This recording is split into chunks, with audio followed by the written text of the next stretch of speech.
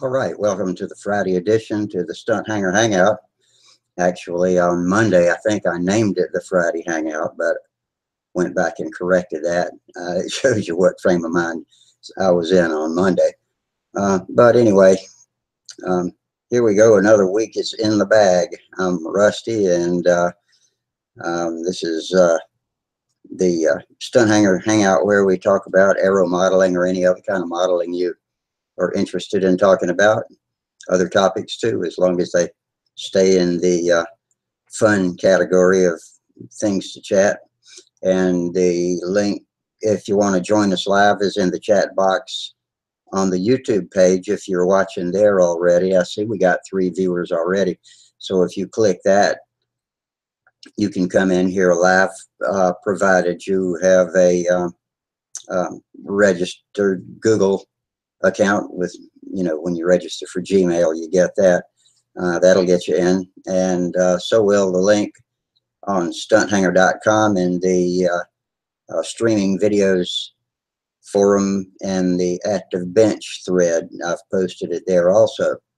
If you subscribe to the Stunthangar YouTube channel, the little bell at the top right of your YouTube window will also have the link if you've got your notifications set to receive links. So the way we generally work is I sit here and blabber until somebody comes in and gives me something to bounce off of. And so I guess to summarize my week, I've gotten nothing done with aero modeling because I've been limping around like a creaky old man and hadn't even been out in the shop. So I hope to remedy that this weekend. Maybe a little relaxation will get me back in gear, but I've just, had one of those old man achy attacks, and so that's held me down a little bit. But 2 weeks till Huntersville, so I got to get over that, and I got things to do. I got to find a fuel leak on my twister. I think it's in the Venturi somewhere, and I got to get some more flights on the new P40 ARF to get it trimmed out. I believe I could probably go out and fly a passable pattern with it right now, but it still needs a few things checked out, make sure we got the tip weight right. And I was fiddling with the trim tab, and I would like to get rid of that, but we'll do what we got to do. But anyway, I am about as ready as I'm going to get besides those 2 things, so I can pretty much pick up and go. It's one of the things I've gotten better at as my aero modeling career or competitive career has progressed, is I tend to stay organized now. Everything is in its bag and box, and I've got a set of tools that has everything I need in the field so that I don't have to borrow from what's in the shop and make it confusing like that. Got a couple of new quarts of fresh SIG fuel, and I think a couple of gallons waiting for me when I get to Huntersville of SIG fuel, SIG 1020. And Thomas Inzana, hey guy, how you doing? Got disconnected the other night. You said you were signing off at 12. Yeah, that's right. I did sign off. I think Wally was doing a picture show of screen sharing, so we went on till about 12:10. But yeah, you didn't except for Wally's pictures, you didn't miss anything, and you can always go back on YouTube and watch the rerun. I renamed it because I accidentally named it Friday Hangout back on Monday, so I got that fixed. Tonight is the Friday Hangout. I'm sure y'all have probably noticed, and Charles Carter joins us. Good evening, Charles. How are you? Doing well. How are you, Rusty? Oh, I'm okay. Just been a, kind of a tough time lately. Neither me and Holly have been at our A game for the past couple of weeks, but I'll be all right. I just got to get some mojo back and get out in the shop and get ready for Huntersville and get at least 1 day of practice flights before Huntersville. I feel you on that, man. I feel it because I'm going to the Golden State Stunt Championships, and I have to fix my plane, my Strega. I haven't flown my Strega since May, and I'm going to compete with that plane. And I haven't done a full pattern since the Stooge crashed my Nobler. I think September the 7th or the 9th was the last time I flew a pattern. So in about a month. But my twister's got a fuel leak somewhere around the Venturi, and I got to find and fix that so it won't run out of gas on me. And I'm still not sure about the trim on the P40, but it would fly a pattern all the way through last time. But sometimes we had to bail on the overhead 8, so a little bit of something left to look at. I'd like to get rid of the trim tab, but whatever it takes. But I don't know. You know, I've been to contests unprepared before and done well, so I'm not too worried about it this time. Like I was saying in my intro before you came on, is one thing I've managed to accomplish in my competitive flying is to stay organized instead of rushing to get organized when it's time to go. So I got the right tools in the right places where I can pick up and go without having to borrow from what's in the shop and all that kind of confusing stuff. So I'm not terribly worried about it. I'd like to know I got 2 great planes that'll just fly and let me do the job, but that ain't the way it is. I'm got a little bit of work to do, but anyway, that's part of the game, I suppose. George Gonzalez. Hey, George. That's our buddy from Colombia, South America. From, what is it? Colombia de America del Sud. I'm not sure how you say that. Anyway, that's close enough. America del Sud, that's South America, Colombia. Huh. Is he on the call? I don't see him. He's in YouTube right now.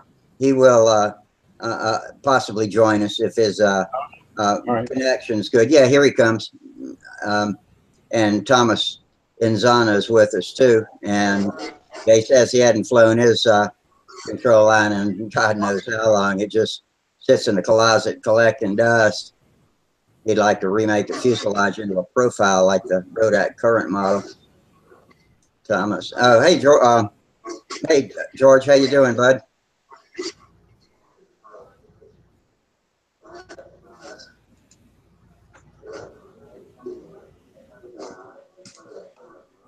Be sure and turn your YouTube feed off and listen to this window. That way you don't get a delay and an echo. Hey, Jamie. Hey. We're just getting coordinated here. How you doing tonight?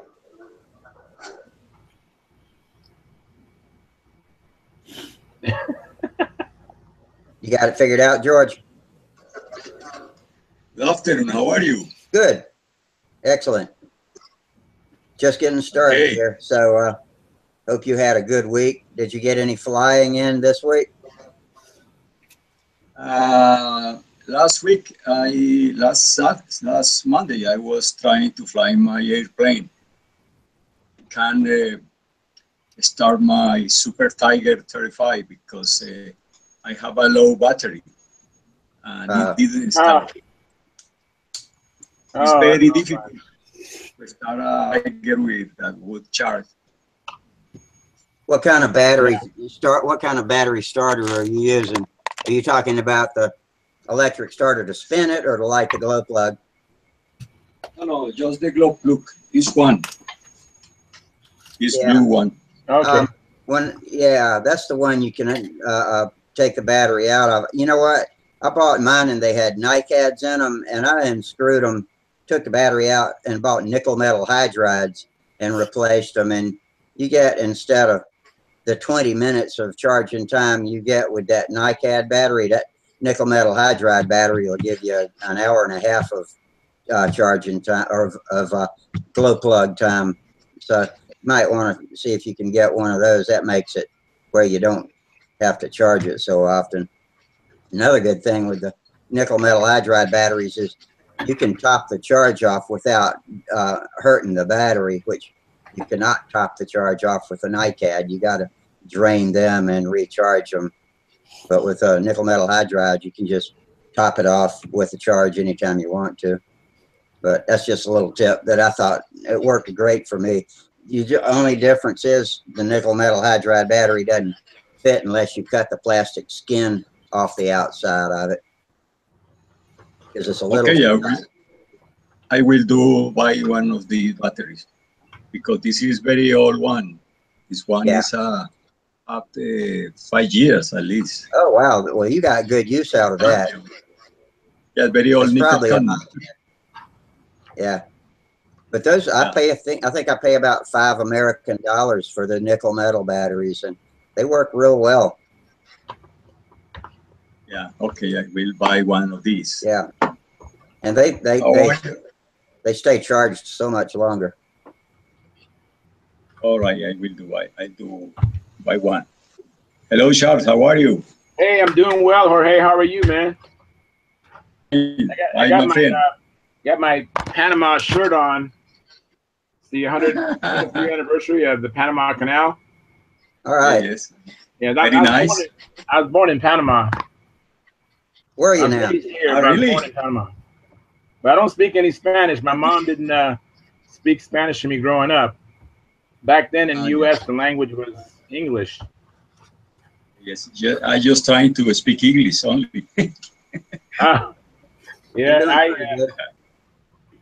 Most of my neighbors are Mexican, and they speak Spanish to me once in a while to help me learn Spanish. But yeah, I just speak English. I studied 2 years of Spanish in high school and used to be able to read it adequately, but I never could actually speak it. Just hesitantly I could speak it, and then I couldn't understand what people were saying when they spoke to me in their own local dialect. And just like it is here, you can go to different parts of the United States and have trouble understanding what people are speaking in English. So, yes. Spanish is very easy because you read and you pronounce the same as you read. It's not difficult to talk Spanish. Yeah, I think so. Yeah, you do read phonetically, so if you can learn the alphabet, and then a lot of the words sound similar as far as the meaning goes too, so you can kind of pick through it at first and figure it out. But if you don't do it all the time, you lose it. That's what it was with me. I remember when I was still in college, after having studied it in high school, I'd lay in bed at night and just try to recite, Spanish. Hola. Conversation. Buenos noches. Oh, Eric. Hey, there you go. That way, that's big Latin. Saludos, amigo. ¿Cómo estás? Hey, muy bien. All right. Very nice. Yo soy muy bien too. Muy bien también. What you got there? All right. Oh, look Click at on George. He's got an airplane to show us. I am covering mongoose. I developed this kind of airplane from a mongoose one.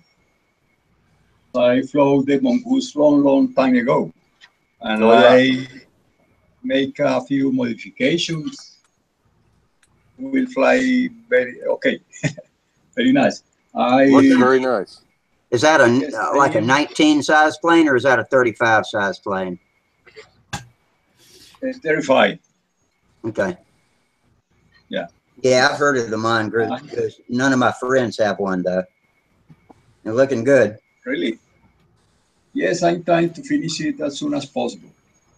Is that monocoat on the wing? Yes, monocoat, because last one I covered with fabric. Yeah. No dope. Hey, monocoat's my favorite. That's it. Me too. Yeah. I crash too much for the silk and dope stuff. Yeah.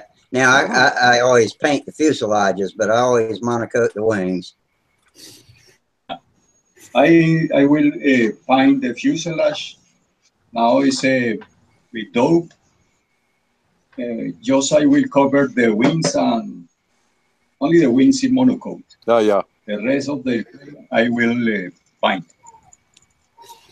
I think I'm going to try one different on my next build is paint the fuselage first before I put the wing in it, and I think that'll make it a whole. That's what I do.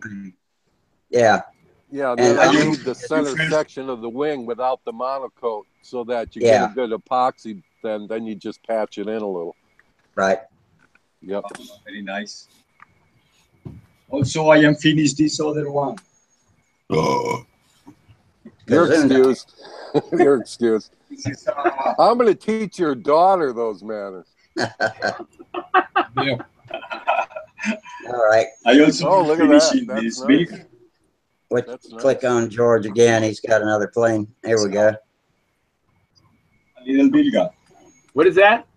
I'm trying. The Vilga one. Polish Vilga. It's a Vega?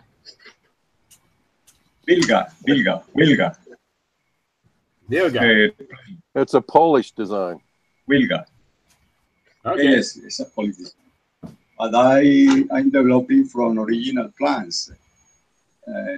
I look not like model plane, but just trying to build as the real one was. Oh yeah, it looks very scale, and I love that the landing gear, the shock absorber landing gear. Yeah, that's beautiful. Like that's gonna be remote control, right? Yes, this is radio control. Mm-hmm. But I don't know which engine I will use. Right now, I don't know which. Do you have the availability to start using the Sato gas engines? Can you get those? Gas engines? Yeah, by Sato. Like they have a 21.21 cc that would be perfect for that airplane. Is that a 4-stroke? Yeah, it's a gas, and what's good about it is you're only paying $3 a gallon instead of 25. Yeah, no kidding. Yeah, I mean that's what brought me back into Power RC was these gas engines because it was just too expensive. Now they mix oil in with the gas too, right? Correct. Yeah, it's a blended fuel. You know, I use that Colet's oil usually. Mm-hmm. Okay. Thank you, Terry. But Horizon Hobbies. Hobbies. Yeah. Okay. Statos, 11 cc or 21 cc. See, they came out with an 11 cc. And then they bored that one out to 17 or 18. And then they had one that was like a 19 or 18 cc, and they bored that one out to a 21. And I just finished one of those Alien Aeromasters. It's like the 4th one I've built. And I put that new Sato on there, that 21. And this thing has performance like a 3D airplane. It's amazing. And it's gas. Okay. Yeah. I will search it. Yeah, Sato makes some pretty engines too. They've got gold accents and things like that on them. So now. But I'm real happy with it. I thought Sparky was joining us. I see another Stunthangar on the list, but I don't see him in here with us. So maybe he has yet. I see his building table. Yeah. Oh, there it is. Okay. Yeah, I didn't recognize it for all the. Yeah, okay, sure is. He's hey, Jamie. Of his wing now. Jamie, have you looked at any of your control surfaces for your Oriental as yet? I looked at the flat. I seen that horrendous. I could go hunt with it. Well, some of the wood has like some little pith marks in it. So just fill them with dry balsa dust and then CA and resand it. Otherwise, you can't get a decent trailing edge on your control surfaces.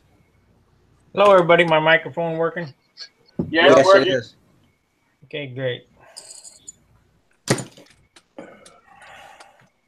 How you doing, Sparky?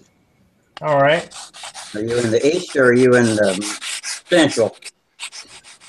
I'm in the east. And Wally's joining us. Hey guys. Hey, Wally, what's up, man? Good. How's the evening? Well, we're building a pretty good crowd pretty quick here, so I guess it's going pretty good. Well, great. Wish I could say I did more this week, but I can barely damn walk, so I hadn't been out to the shop or anything. I've just been limping around the house and trying to do what I can, but that doesn't accomplish anything out in the shop building my model. Well, Rusty, there'll be better days, man. Yeah, I hope they come within the next 2 weeks, because that's when Huntersville comes. It's rushing up close, and I'm out of commission right now. I'm like in commission. Well, one thing about it though, if you're in a position where you can't fly, you can always go help and do something, you know, and contribute to the crowd. Yeah, the thing is, if I can't walk around, that limits me. But I could always judge if I can sit and judge, but sitting and judging is a bad idea. Although I know some of the old guys do it, you really shouldn't. You need to be able to, with the wind, which I could do. I don't know if I could do it for a whole day, but when you're sitting in a chair, you're at a safety risk too, because if a plane gets loose and you need to bail, getting out of the chair, you know, is a step you don't need to be bothered with. So we'll see. But I got a plan. I've talked to my doctor about it, and we got a plan. That's to get me going right before it happens. Good. Well, that's good to hear. At least go and have fun, you know, somehow, whatever that would be, you know. Yeah, that's the plan. Enjoy your day. I'll be there. We're not giving you permission to be on the sick list, so get it out of your mind. Right, Charles? Tell me, get it out of his mind. All right. Don't envision it. Just see yourself there spinning that circle, buddy. Absolutely, man. Yeah, the freshly resurfaced circles and my official entry into advanced too. I don't want to miss that.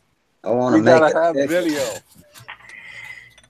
We get some video. Yeah, I'll try to. It's gonna be good, man. I'll video my worst flight. That's usually what I do. I went up to Triple Tree this spring, and my first flight of the day was the best one. That was my winning flight, and it was wet grass and 65 degrees, and that damn plane flew great. Awesome. Yeah, that's what you want to hear, man. Yeah. Next, round 2 came along, and it was 95 degrees, so I had to defuel it a little bit. I got it right, but my lead outs got hung up twice. They were some old wire lead outs that were bent into a diamond at the end. This was a borrowed plane, and they got stuck together. This was a plane Will Davis built back in 1980 or so, and his daughter had flown it. Sarah had flown it at Brodak when she was younger, and I took it to a meeting to give it back to Will. That was after I'd gotten the twister fixed. Contests were over, and Sarah walks up and says, "Hey, I recognize that plane. I crashed that at Brodak when the lead outs got hung up." Oh, wow. Same thing. All it did to me was make me climb out of shape in my vertical 8 and in my horizontal 8s, and I had to shake it loose and got it back, but did an ugly maneuver, but got pattern points. So, you know, still ugly, but that's the one I got on video, of course. Oh, sure. Usually the way it is. So I promise you to show you my ugliest, at least my ugliest flight of the weekend when I come back from Houston. Hell, if I have to get out there and just fly flat and not do anything else, I'm gonna fly an official in advance just so I can say I did it. So, well, what's you guys' feelings on lead out wires, cables or steel piano wire going? I like the braided 027s. I do too. Yeah, some That's of them all are I more did. supple than others, and I like those. I don't like them when they're stiff and they get bent easily, but some of them that have come in kits, or so the ones that came on one of my ARFs. Let's see, was it the? No, I replaced the ones on the Oriental, but the ones on the Cardinal ARF, which wasn't my ARF, that was Watt Morris, but it's got really soft, supple braided 027s, and they won't get bends and kinks in them either. What was you gonna say, Charles? Well, I was going to say that, you know, Wendy Unowski, he always advocated that he just believed in just solids. He didn't like the braided lead outs. Yeah, I've flown those solids. I have no problem with them. Like a lot of my combat planes, I have the solid wire in there. Yeah, It's just whatever you prefer. Well, yeah, I think so. But now I've only used braided wires myself. But for combat, I think it's important because if your plane gets chopped, you still have control because those wires hold up, even though you may have ribs and everything all shattered.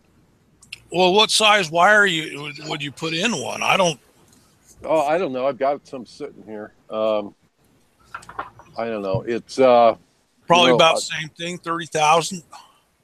Maybe, and it's real. You know, I get that stuff that's real flexible and shiny, and So it's like it hasn't been tempered. No, it's been tempered because to get the ends to bend, I have to heat them and quench them. I think 3/64ths are no bigger than a 16th for a 35 size plane. Maybe 0.018. Oh, that's yeah. I don't know what the stencil's pull strength would be on that stuff. I guess it's like 800 pounds or something. Oh, yeah, it's like way more than you need. Yeah, 1/64th is 015. Is that Sparky back there? Hey, Sparky. Yeah, Sparky's in here. What'd you like doing most? You use regular 7-strand wire, don't you? Yeah. 31,000. 31s? Yeah, that's 3/32. Yeah. No, that's 1/32. Excuse me. Yeah, that's 32nd, isn't it? Yeah.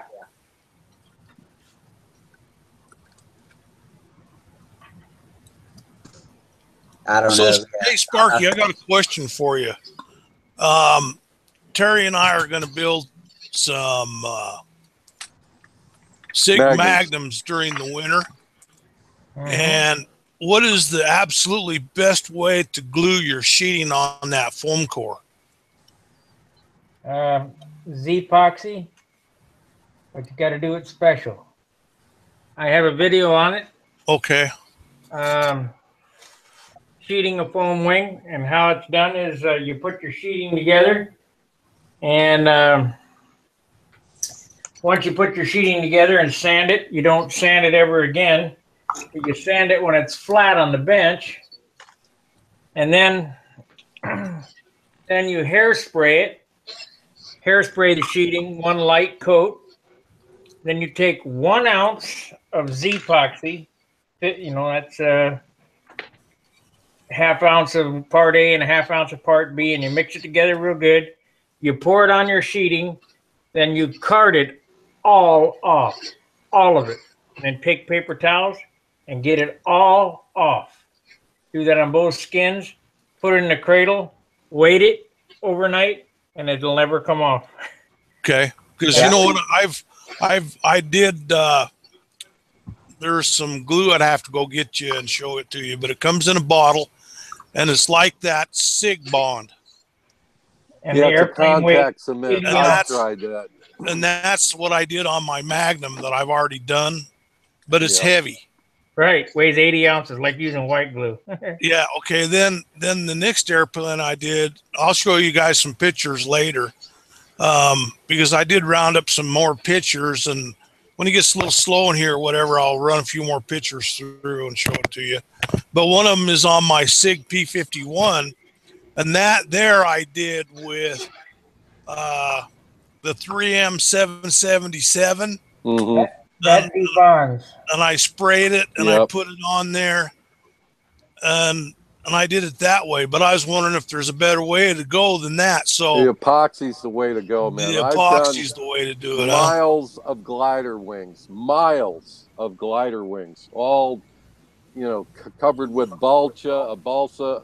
My DS ship has Obici plywood wing skins, and you card the shit out of it, just like Sparky said, and you really think you've scraped everything or wiped everything off, but you really haven't. And this way you can predict the weight. Like, he's going in with a measured amount. That's the way we do, like, long easy wings, you know, full size home built. You know what you're going in with. And if you've got voids, it means you've got wet spots, because it, you know, and Burt Rattan was so good with his manufacturer explanation in his book with his little illustrations and everything. He gives you the amount you're going to need for that layup as far as volume wise as resin. So, you know, it's just the way to go. But usually your second wing is lighter than your first wing. Your second half, getting it figured out. Yeah. So what does the hairspray do for you? It keeps the epoxy from soaking into the wood, making it way too much. It stays on top. Kind of like searing a steak. Yeah, I follow you. But you're gonna card that from leading edge to trailing edge. All of it, everything that contacts the foam. But everything. Get it all off. But you're doing it that way. You're not going the long lengthways, because you don't want to do anything to screw up your airfoil, do you? Or... No, you're working on a flat piece of wing skin. Right, flat on the bench. Yeah. You put the balsa wood on the bench. You card the epoxy on. You set that one aside. You do the other side. Then you set the skin glue side up in the bottom cradle. Then the wing. Then the top skin, you put the top cradle on and weight it. Okay, I'm following you. I was thinking you were running your epoxy on your foam, but that would weigh a ton, filling all the holes that way. Yeah, absorbs too much. All right, I'm going to do this. That's why I'm going to do mine, Terry. We'll do it together. You won't have any problems. We'll do it together, no problems. And we can, you know, I have one of those appear-in rooms. Charles and I use it all the time, so we can pop in there and we'll do it together, no problem. Easy peasy. Yeah, I'm gonna have to move my camera down to my workshop, or not my camera, but my computer. Yeah, Wally. I was looking on Tom Morris's catalog. He sells 27,000s and 36,000s lead out wire. He sells it per foot. And I have an old print, but my old prices are, I think, 15 cents a foot. Wow, that's cheap. Are you selling it? No, Tom Morris. Oh, okay, Charles. You know who Tom Morris is? Yeah, I do. I got a couple packages in my basement that I got from Brodak, and I think the new stuff is 27,000. Yeah. 27,000 and 36,000. Yeah. Tom Inzana says over on YouTube that don't spray the hairspray on the foam; it'll probably melt it. Yeah, I probably would, as hot as that is. You spray it on the wood. God, now I know I haven't got any hair left. I've been using that shit. Is that what happened to me? Yeah. Left right off. At least yours is good and shiny, Charles. Yes. Excuse me, I gotta polish the dome once in a while. Hey, I've been meaning to get back to you guys regarding those Blue Line air filters. I finally found my invoice, so I'd love to share with you the information because let me get a piece of paper here because I need something. George was trying to get a word in, but I couldn't hear. What were you saying, George? Were you trying to talk? Excuse me, I just want to make a question. Do you have Facebook where you can upload the pictures or something? I do, George. Like that? I do, George. Look, if you want to, you can. Well, let's write this information down that Charles has, then I'll give you mine. Yeah, I have. All right. See, I want. The shop. They sell these Brewline air filters. I have one in my garage. If you want, I can bring it up and show you. But it goes over your Venturi. It slides over. Has a rubber boot. Yeah. And this is the one that Sparky, I think he got at the Nats, right? Right, Sparky? I got 6 of them. Yeah, well, you can get. I ordered 6 from this guy, and he charged me a total of $27.15. I don't remember what the shipping was. Oh, no, shipping is included. So anyways, the shop is called Pro Shop Hobbies Incorporated. It's called what? I'm sorry, Prop Shop Hobbies Incorporated. Like prop, like propeller. Prop Shop Hobbies. Okay. And their phone number is area code 586-757-7160. If you want, I can repeat that. I got it. Anyways, he has both the fine and the coarse. And if you want, you can buy just the boot, or you can just buy just the filters. And I believe he has a bunch of them. I mean, it was no problem when I ordered my 6. But when you call that number, you want to make sure you talk to the manager. Who is it? And they do have a website, but they don't have these items on their website. And anybody you talk to in the store, they won't know what you're talking about. So you need to ask to speak to the manager. And then he'll make them up and package them and send them out to you. Does the manager change as far as, 2 or 3 different ones that, in a week, or? Well, I think it's just one manager. Okay, that's what I'm going to say is, if you got a name, or just tell them you want a manager. You know what, I'm sorry, I don't have his name. I have it written down. When I first called, the young lady referred me to call back the following day to speak to the manager, and she gave me his name. But I was just happy to find just this invoice. And at least I can give you the name of the company and the phone number. Yeah, that works for me, man. But yeah, George, you can get as many you got to tell us about your Facebook page. Yes. I'd like to know if you have one. Yes, I do. I do, George. So you have. Can you send me? How can I reach this information from you? Okay, write this down, George. This is for mine. All right. In fact, this is for anybody that's on here. If you got Facebook, just look for Wally, Wally. Yes. Haskett in Pocatello, Pocatello,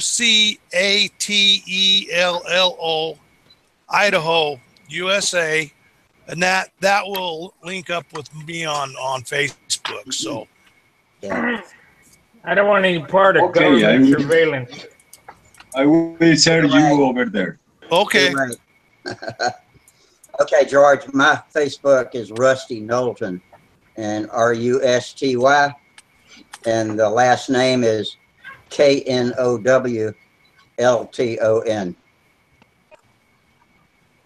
Okay. And that's me on Facebook. Okay, thank you very much. You are welcome. Yeah. Well, does he need to go into North Carolina, Rusty? Or you think you can chase it down just on your name? I'm the only Rusty Knowlton out there, I think.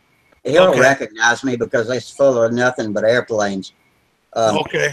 If you find another Rusty Knowlton that's full of airplanes, then you hit the jackpot. But yeah, by the way, I'm in South Carolina. Oh yeah, South. I talk about Huntersville all the time, but that is in North Carolina. But that's probably why I get them mixed up. Yeah, it is. I live in South Carolina. And you know what else? Speaking of mix-ups, there's a guy named Rusty on Stunthangar that's got all kinds of medical problems that he posted about, just, you know, alerting his friends, I guess, you know. And I've been getting calls and letters of sympathy, but it's not me. I am Rockin' Rusty, RKN Rusty, and he's just plain old Rusty, but we both put our signatures to our posts as Rusty, and that kept confusing me every time I saw it. For a while, I'm like, what? I didn't write that. And then I realized different Rusty. So, yeah. So you're not the one with cancer? No. I got my disease already. It's kidney failure and arthritis, but I do not have cancer of any part of my body, especially my Netherlands. Netherlands. Not in Scandinavia. So are you on a list for a kidney? I got one in 1987 and it lasted for 15 minutes. No, but now I've got a artificial aortic heart valve, and if I were to take immune suppressants to make that kidney survive, I would die of cancer or a heart infection. So no, I'm probably the luckiest guy in the world with the sequence of events as it played out, that that I didn't get the kidney and then try to, you know, get the heart valve, because I wouldn't have lasted this long. So Gary thought you were dying. I'm sorry, I am, but not as quickly as I could be. Well, you're like I'm just got to deal with the cards you've been dealt with. I got to answer. Tom in Zana asked if the kidney failure makes my back hurt. No, Tom, it never did cause pain. It started back when I was 18 years old and started dialysis when I was 29 and or 30. That was 31 years ago. I never did have pain from that. I just felt sick, you know, because my blood chemistry was all polluted. But there's different types of kidney failure, and some are painful, but I never had stones. And now my kidneys are probably just shriveled up scar tissue that are not even barely recognizable. So, yeah, even the old transplanted kidney is still in my leg where they put it. They put it on the femoral artery, and when it failed, they didn't take it out. But it failed the same day they put it in. And I didn't consider it a stroke of luck at the time, but had no idea I would ever last this long on dialysis. So I'll take it. I've been able to do all kinds of stuff and have more fun than otherwise healthy people. You know, most of this time, judging by all the whining and moaning I hear from otherwise healthy people, I feel just as good or better than they do. So there you go. There you go, man. I get it. I'm the luckiest son of a bitch in the world. I'm still here, man. That's like with me. I had that prostate cancer. When I turned 40, my mom every day would call me, say, "You're 40 now, you got to go in for a checkup." I'm like, "Oh, okay." Next day, "Steve, you're 40 now, you got to go in for a physical." "Yeah, I know, Ma, I'll take care of it." She kept on and on and on for like 6 months. And then it was like twice a day, 3 times a day. Finally, I said, "Okay, I'm going to call the doctor, make an appointment. I'm just tired of her harping on me all the time." I'll be damned, I go in there in my first physical, they found a bump on my prostate. Moms can sense when something's wrong with you. I believe they can too. Yeah. After everything was said and done, I had it out. They said, when they tested, said, "Oh, it's only in 2 quadrants. We can do this, whatever." They took it out. When they took it out and cut it open, they said the 2 quadrants where we didn't find cancer was only 2 spots in that quadrant. The only 2 spots that didn't have cancer. Man. They said 3 to 6 months, it would have been out. You'd have been all done. Wow. How long ago I had it 6 to 8 years. How long ago was that, Steve? 2000. Wow. I found out I found out in December I was going to be a dad. I found out in January I had cancer and never going to have any more kids. Man. This hereby concludes the Stunt Hanger Gray Hair Gripe session, sponsored by hospitals, corporations of the world. You know, what's funny is it seems like every week we end up having this rundown sometime or another. Everybody says, "Oh, you got bad luck stuff," and I'm like, "Do I have bad luck because I got the cancer, or do I have good luck that they got it before metastasized?" Yeah, you got lucky, man. That's how I look at it too. There's a lot of people I know that have died. Even these, people in the spotlight. Like Benjamin Orr, that was one of the singers for the Cars. I think he was only like 52 or 53 when he died. And it's like, wow, prostate cancer took another one out. And Patrick Swayze and all these others. Frank Zappa died from misdiagnosed. Frank Zappa died from misdiagnosed and mistreated prostate cancer, I think. Mm-hmm. Okay, like I said, that's it. Back to Aaron. Okay, Terry, back another question. How's the modeling? Doing good. What's up with Tom Petty? He's still alive or dead? Tom Petty died last week. This week. Yeah, they had him alive. They took him. They took him off the life support, and he lived for a while. Nice, an hour or two. Yeah, this is what happened? Oh wow, that looks great, wasn't it? Yeah, this is the Oriental, but I stretched click the on tail. on Terry's frame there. I love that herringbone. Yeah, and it tapers. See how it tapers now to the size of the rudder. So you sand that. You sand it down once you get it all on there. But I picked up the angle from the plywood, and then of course I've got that motor mount in there. So then I cross-grained some balsa over to just get it all nice and level, so that the Man, you're leaving me in the dust, bud. No, I've got. I'm probably a little behind you on the fuselage for the Cardinal. This is the Oriental. The Cardinal I'm building. Basically, I'm not modifying anything on it other than I'm just doing that herringbone on the fuselage. Yeah. So you're going to cover that with a clear, right, or a transparent, some kind of deal, so you can see it. Well, finished model. Sometimes I do that, but sometimes I just hit it with paint or solid color monocoat. But what you do see, what is not evident maybe here, is that these fuselage sides now are no longer slabs. They have a curve to them. Oh, very nice. See, a slab, a slab doesn't work. That's like the hood on a Toyota.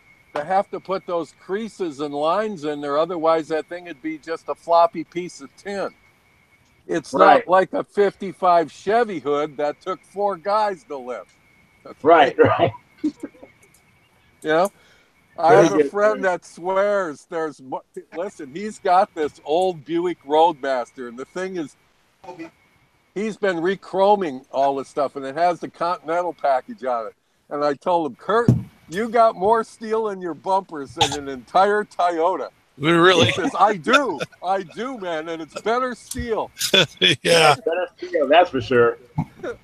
I thought that car had stainless, not chrome. I don't know. It's chromed, I think, or he nickeled it. Yeah, I think it's chromed. My club president, Will Davis, is watching us. Hey, Will, how you doing out there? Click in and join us, bud. You gotta probably, if you're on your iPad, you better get the Google Hangouts app. I think you need that to get in here with us. Well, Steve, you've been working on the SV11? Yeah, it's coming along. I got some paint on it, but I used that new doctor paper. Oh, yeah. Yeah, how'd that work? Well, what I found out is that you kind of have to do it like Wendy does. You need to lay dope down first, then put the paper on, then re-dope it. Oh yeah. It's so thick or so tightly woven, it's hard to get dope. I had to really thin the dope down, and so, but tough. That shit is tougher than hell. I don't know if I would use it on a lot of stuff. That was oil soaked. I had to get out the oil. There's some cracks in it that I fixed and patched, and I figured that heavy shit would help re-strengthen the place like that. And I think it really did. I had the rudder on that was real flimsy, and it stiffened the rudder right up. I mean, it's hard as a rock now, but I weighed that compared to the silk span I have at the house, and I have no idea if it's double lot or triple lot or single lot or whatever the hell they call it, SG or SMG, but medium grade. Yeah, the silk span I cut 1 square foot of each. The silk band I have weighs 1 gram per square foot.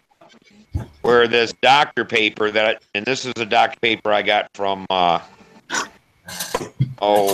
guy there in Alabama, Tom Morris. It weighs 2 grams per square foot. It's twice heavy by weight. But it takes no dope to fill it, so I really don't know if it all works out in the wash. There's no grain to it that you got to fill. No, you might end up with a lighter finish. Right. So I'm not 100% sure. It covers the grain of the plane and stuff like that. Well, I'm sure it does. And what I found is that once it's on, you can, and it was thick, so I scuffed it hard with 180 and kind of fuzzed it all up and stuff and got it smooth, whatever. Then another coat of dope, it lays all that down and puts shine on it. I couldn't. So that part's nice, but I got some other parts that didn't stick good, and I've been trying to fix that. So it's kind of a learning curve, but I found the places to where I put the dope down on the wood, wet, then put that on there, and then doped it. It stuck down fine. But putting it on without that, I got a couple places that'll lift.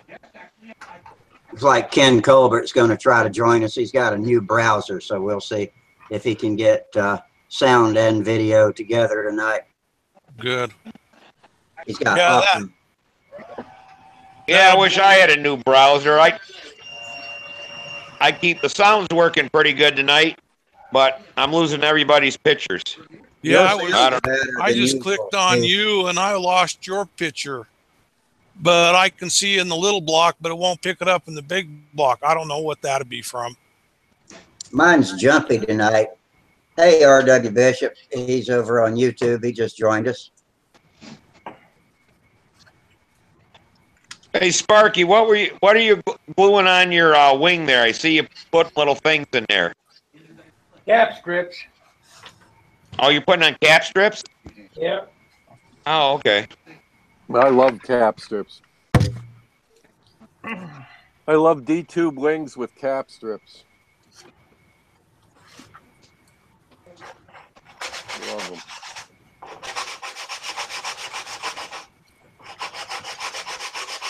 Hey, Wally, did you get a chance to check out that interview with Delmar Benjamin on the GB airplanes? I did. That was neat. Oh, man. I really like that Delmar Benjamin. I've seen him fly. He's even flown in the airport we have out here a couple times. Oh, yeah. They had some pretty small air shows back in the 90s out here. And he came over and flew. He went the whole length. Well, this runway we have was made in World War II. It was an Army base out here. But since then, they've redone it all. It's longer and bigger and all this stuff. The Air Force and stuff use this airport for practicing touch and goes for the big tankers and stuff. Oh, yeah. And he went down that whole runway one day on knife edge. And I thought, shit. How in the heck could he keep that big bodied airplane on that knife like that for so long? It was incredible. It's the motor, man. Yeah, that big right Yeah. motor. Nothing You but a know, horsepower. and Yeah. the thing is he started at one spot. When he ended, he wasn't a foot higher or a foot No. lower than where he started. I've It was seen incredible. And It he was really incredible. doesn't have a lot of rudder in it. It's just the pitch of the airplane and that big Coke bottle of a body just Yeah, that big hanging old on the motor prop. really pulls that thing.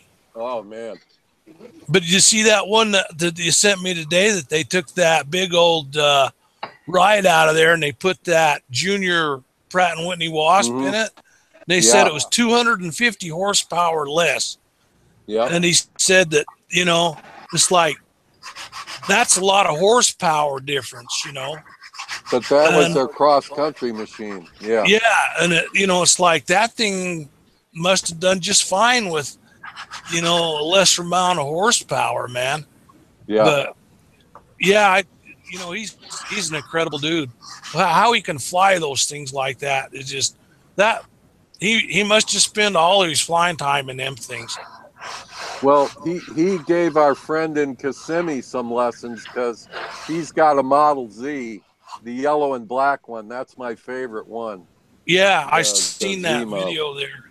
You know, when he first started doing that, he researched that airplane, and he went to everybody in the country to find plans to build one. Oh yeah. And anyway, he finally got enough stuff together that they made the plan set and made that first one that he put together. And that's the one that I first seen him flying in out here. And then he was at Reno flying at the air races out there pretty often. It's like, wow. Yeah, I saw him at Sun and Fun in Oshkosh year after year when he was campaigning it. Always a thrill, always a thrill. Just amazing. Yep. Sparky's been working on his wing while we've been talking, and so since nobody was showing anything, I have been featuring him over on the YouTube side, locked in on him working on his wing. And you just weighed it. What did it weigh, Sparky? 2.5 ounces. Yeah, okay. I've been watching too. Yeah, I wish I could lock in and make y'all see what I forced to dominate the screen, but I can do it for the YouTube audience. And so I thought that was pretty interesting watching Sparky work. So while y'all were talking, I just had it focused on him. Steve Hines just came back. I didn't realize he'd left. Yeah. I couldn't hear. Well, I still can't see nobody, but then I couldn't even hear anybody. So I thought maybe I rehooked in. It's got to be my damn Wi-Fi. Yeah, probably so. I can hear you now, but we can't see you. Yeah, I can. You cutting there with the miter plate, Sparky? Nope, cutting it with a miter eye. Okay. TLAR. Yep. Hey, has anybody got a PA-65 they want to sell? Boy, I don't. I wish I had one too.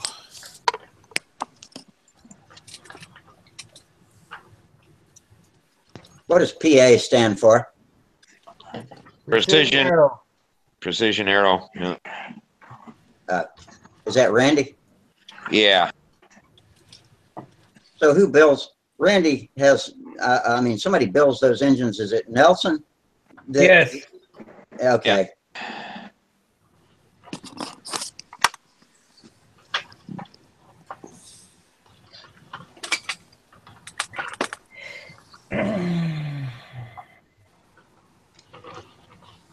So what are you building, Charles? Plans? What's everybody got going on for this weekend? Well, hopefully get some more trim flights in this weekend for Samantha. And then it's Ringmaster weekend. So Sunday, we're supposed to get a bunch of people together for that. Oh, that's right. It is Ringmaster weekend. I got to put a new elevator horn on my micro ring and take it across the street and fly it. Other than that, it's ready to fly. But are you in Detroit, Steve? No, I'm 150 miles from Detroit. I'm over in Grand Rapids, exactly across. Well, I know Grand Rapids real well. Absolutely.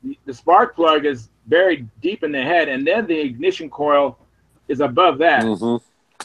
So that's why I was laughing, because it's a really major pain to even get to the spark plug. You got to remove the ignition coil to get to the spark plug. That CTS engine about the same as a Corvette engine? I don't know. I'm sure one of the CTS does, but mine is a 3.6 liter.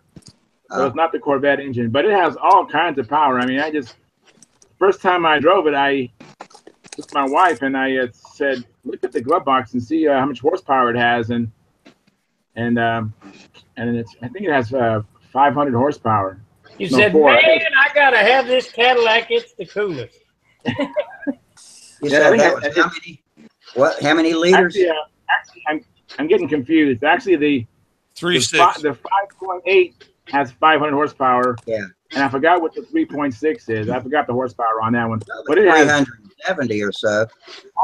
It has all kinds of horsepower. It is amazing. It's probably in the 300s.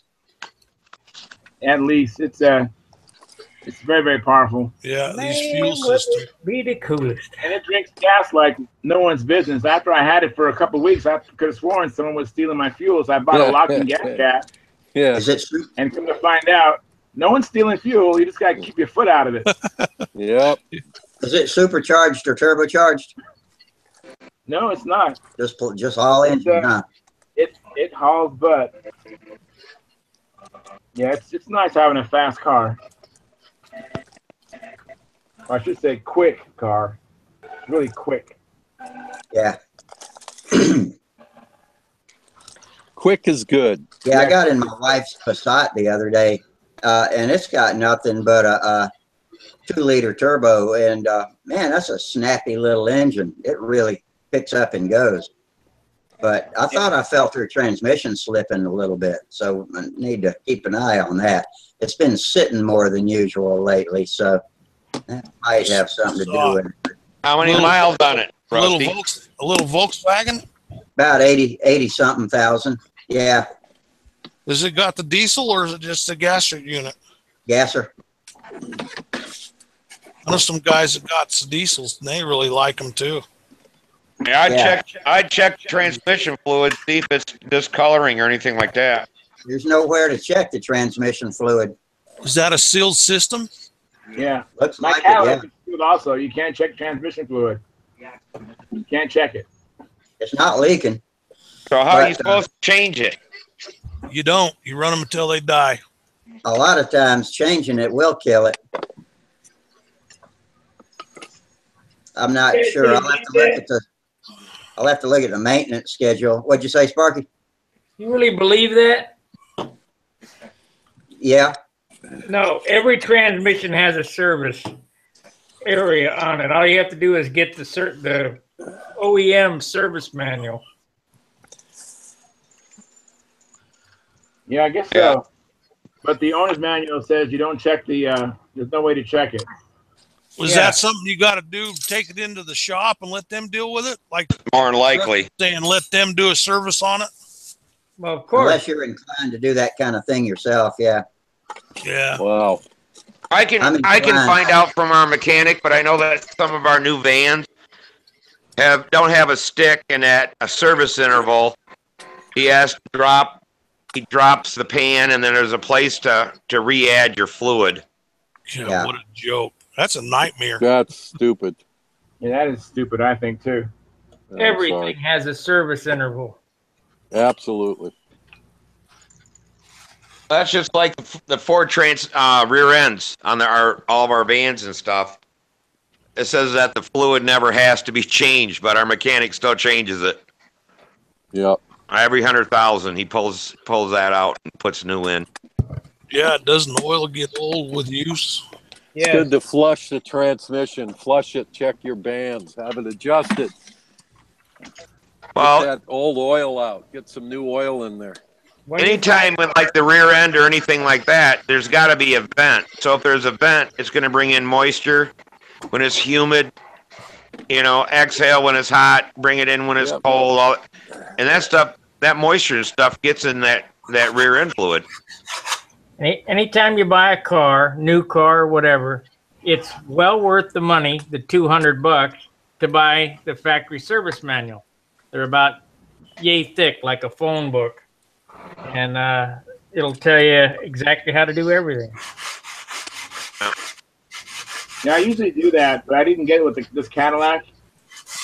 I've had several Cadillacs, but I didn't get one with this one. And now on eBay, those service manuals are going for almost $400. Yeah, they're getting a good dollar for them. It's worth it. For a CTS manual, yeah, it's unbelievable. So how did you get your code? Oh, I have a OB2 scan tool. Sure. I just plug it in underneath the dash, and it gives me all the codes. Okay. It helps me pass smog. It tells me, you know, if all the monitors are working or not, and yeah. Right on. Actually, I was trained on that for GM. I was a mechanic back in the day. I used to work for Seaside Buick and Rancho Oldsmobile, and they trained me on all that stuff. Oh, you were back in the day. You were doing service back then? Yeah. Oh, right on. Cool. I was mostly what's called a 15A mechanic, which is electrical. Oh yeah. You know, all your electrical things in the car, and you know, power window motors and windshield wipers and anything electronic in the car was my specialty. Cool. So I'm not a heavy line mechanic, but I've done, you know, for the last 40 years I've been doing all my own work, engine swaps, and you know, whatever's in front of me, I'll just fix it. You know, I'd rather. Yeah. I don't trust other mechanics. I've had bad experiences with other mechanics. Hey guys, I'm gonna get off here. I can't see anybody, and everybody's breaking up. So I'll try again Monday. All right, Steve. All right, Steve. Yes, Steve. It's pretty jerky tonight, but it's like that when we get a big crowd in.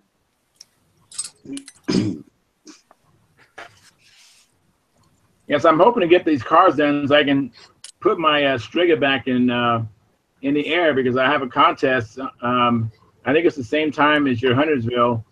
I'm going to the Golden State Stunt Championship, and that's October 21st and 22nd. Yeah, that's ours too.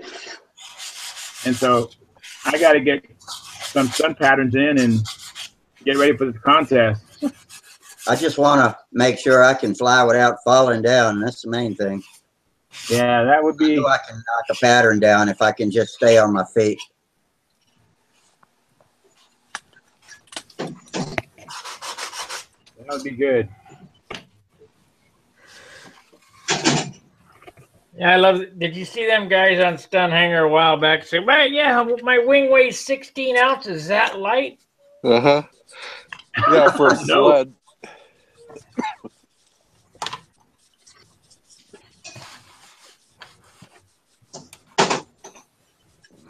This here is a 5-ounce wing.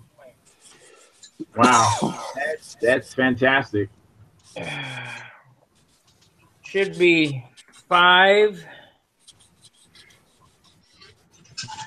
Let's say 6, 7, 8, 9. Should be 10 ounces complete. Wow.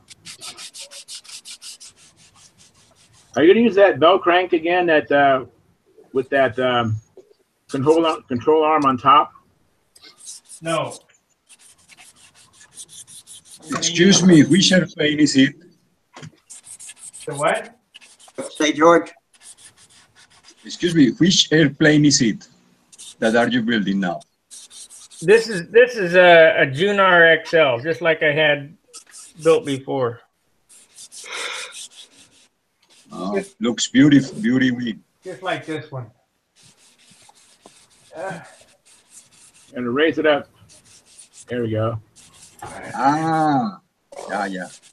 Beautiful airplane. Yeah, it is yeah, nice. That is beautiful. It's beautiful. Now, is this going to be for you, Sparky, or for someone else? It's mine. For my PA-75.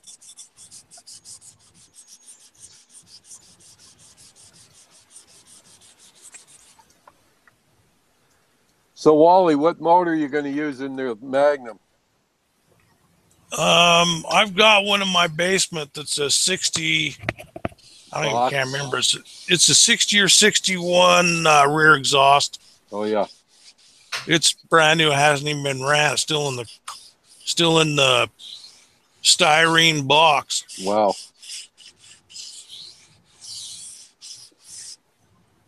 Yeah, I don't know what I'm going to use yet. So. Well, I hope it ends up being a decent engine because I haven't ran it, and it's a Russian engine. It should be fine. The information that I've got on them, they run pretty good. You just have to break them in on vodka. That's all. There you go. That would run pretty good on vodka, probably. Go give me a gallon of vodka. A drink, you take a swig, and then you put a little spit in the carburetor. And whatever gets started first. Drive better after a little slug of vodka, too. In fact, I think I got a picture of it here on my computer. I could show it to you. Okay. I'm going to step off to the coffee maker a second. I'll be right back. Yeah, I thought I'd start swinging a few pictures around later when things get a little slowed down here. Yeah. James. Yeah, if we run out of stuff to talk about, that'll be good. I don't want to overrun people that need to talk and stuff. James, what you have been up to? Jamesy. You. What's happening, bud? Oh, none. What you working on? Even more nothing. I seen you slinging around some airplanes back there a minute ago. Yeah, I was drilling out the my Indian 19 on the Firecat, or drilling out the mounts on the Firecat for the Indian 19. Actually drilling in the engine. I've got one of them Indian 19s, and that's a good running engine. I've had it for a long time. I've got one, and I've got the 35 on my yak. That thing never dies. In fact, I got my yak. I got to put a new gas tank on it. My favorite 19 engine is a Vico. Vico's a good engine. I love Vico 19. They made real good 19s. I had a bunch of those. I loved them. They ran good. I even had my first RC was a Vico 19 and a Falcon 56 by Carl Goldberg. Oh, you made it. Yeah, I had to put my 35 Indian in mine. I couldn't get the thing off the ground. Oh, wow. You must have been heavy. It was, but the thing is also this altitude up here. It takes a lot of power. Yeah. Well, I was living in Wisconsin then. I was in Kenosha. So I know about Michigan. Microphone better now? He signed off. What's Sparky? Can you guys hear me better now? I can hear you. We can hear you before. I heard you good before. Yeah, my dad built a senior Falcon and put an OS 60 in it, and that was a good flying airplane. Good airplanes, man. Yeah, they are good airplanes. You know, I took my crashed Falcon 56 and I built a stunt ship out of one half of the wing. But the airfoil was wrong. I was just too young to figure it out. It was, like a semi-flat bottom airfoil. So yeah, you needed. I needed a symmetrical. Yeah, symmetrical wing. Yeah. Anyway, it flew. It flew. Make you one of them combat rats. That's what I did. That's what I did. So Sparky, what do you expect to get out of the new Junar with the PA 75 over your Junar with the Super Tiger 60? More power in the wind. Okay. So who sells those motors? Is that Unobtainium? Unobtainium. I hear you. That's what I'm finding out.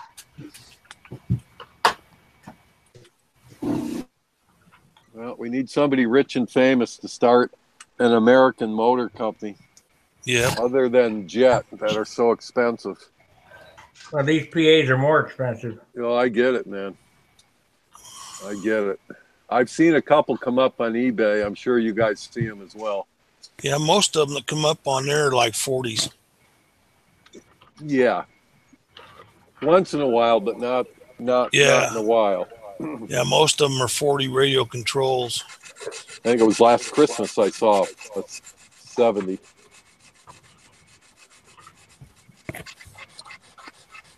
Yep.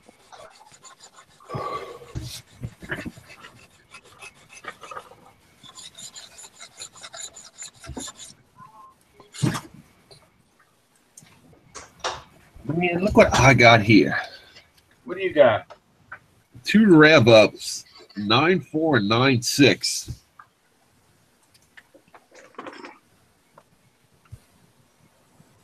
Hold them up, Jamie. There you go. Yeah, back up a little bit. There you go. There you go. Yeah. What you gonna do with those? Hold these right. Man, I have no idea. I got them for $5 on eBay. Find yourself a 25 and bolt them on. Yeah. Well, it's at a 9.4 and a 9.6.5. I don't know what I would do to 9.6. Well, 9.6. Yeah, you could put that 9.6 on a 35, I would think. A 25 would be good for a 9.6 too. That's one of the props I usually use on a 25 is a somewhere like between 9.4 and 9.6. Oh yeah. Yeah. Didn't you say, Charles, you could put a 12.6 on your LA or your OS 46? I had a 12.5 on my LA 46. Yeah, 12.5. Yeah, I run a 12.5, and I think I was running 15% or 10%, and it was just awesome, just like a tractor. And Wow. we're talking about a 51-ounce plane too, my Nobler, and it was just perfect. I loved it. Huh. Well, I couldn't be happier. I had all the power I wanted, and it wasn't going too fast. It was sweet. how in the heck did you get your prop out of the grass?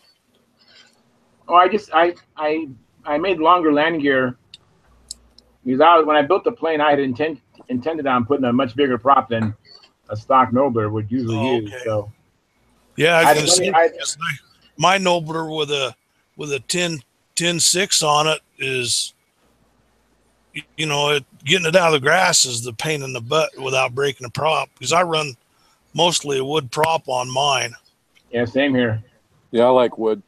Yeah, I'm not sure how long the landing gear are, but they're long enough that I had at least almost an inch clearance with that prop.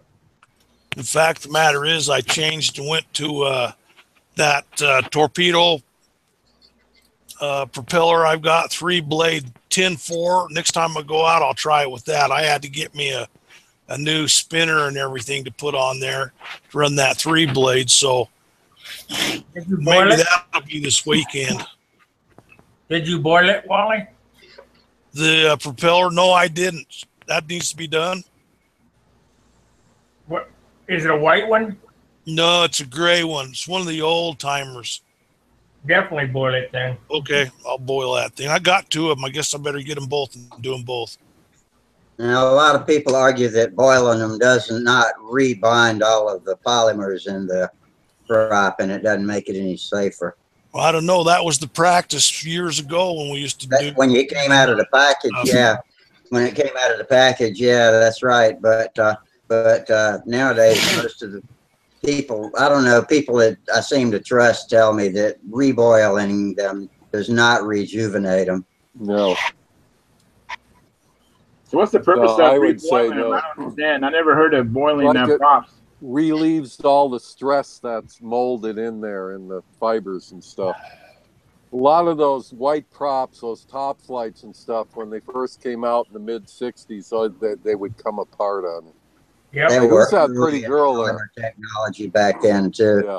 But it would help them bring back their actual, Flexibility.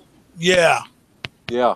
And They strength. would become flexible. Yeah. Well, they were stiffer before you boiled them, and that's why I think they came apart. Yeah, I can remember my dad boiling a lot of them on the stove. Yeah. So after they boil, I they still get got a few of them. I've got a few still. But I fly the carbon props, and like I flew the carbon prop on my Nobler because I had to launch it off the ground.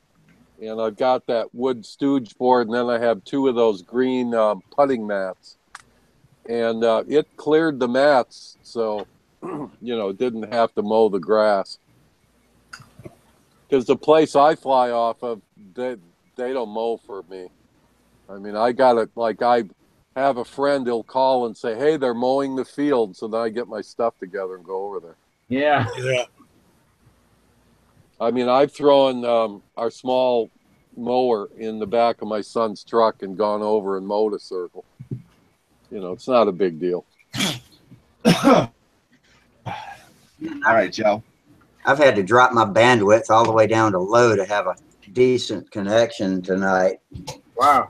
And I'm still jumpy when I see myself moving back and forth in the chair. It just keeps showing stills of me. What you got, James?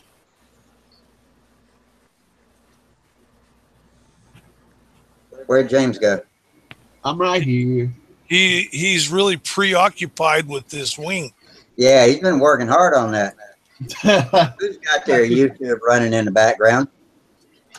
Okay, No, it went away about the time I said Oh, that. you're on the elevator. Yeah. This is the plane that's going to win me the Nets this year. Right on. You go for it, man. That's the way to think. I'll be backing you all the way, dude. I see it happening. It starts in your head. That's a good place to start. Starts in your head. The only place to start. This is Pat Johnson's 55 1/4 inch Ringmaster. Oh, nice. Oh, wow. Fun airplane, I'm sure. It's got a built-up elevator. It's got a foam core fuselage that's sheeted. Big molded leading edge. And the ribs are about a foot long. Was that? Molded leading edge. Yeah.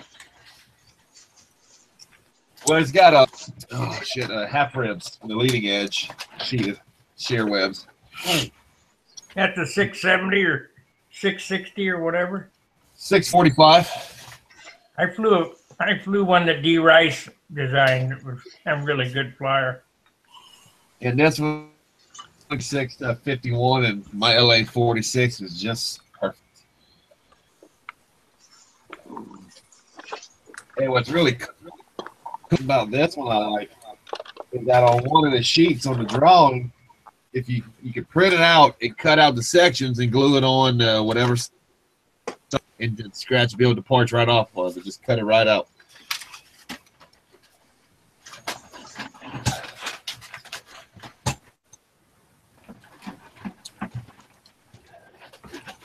When you going to start tackling that project?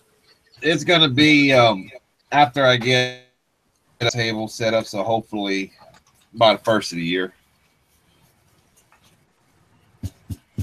You'd be right in there with the rest of us doing a winter put together. Yeah. This is my winter project. I mean, I got the whole kit. It's all laser cut and everything.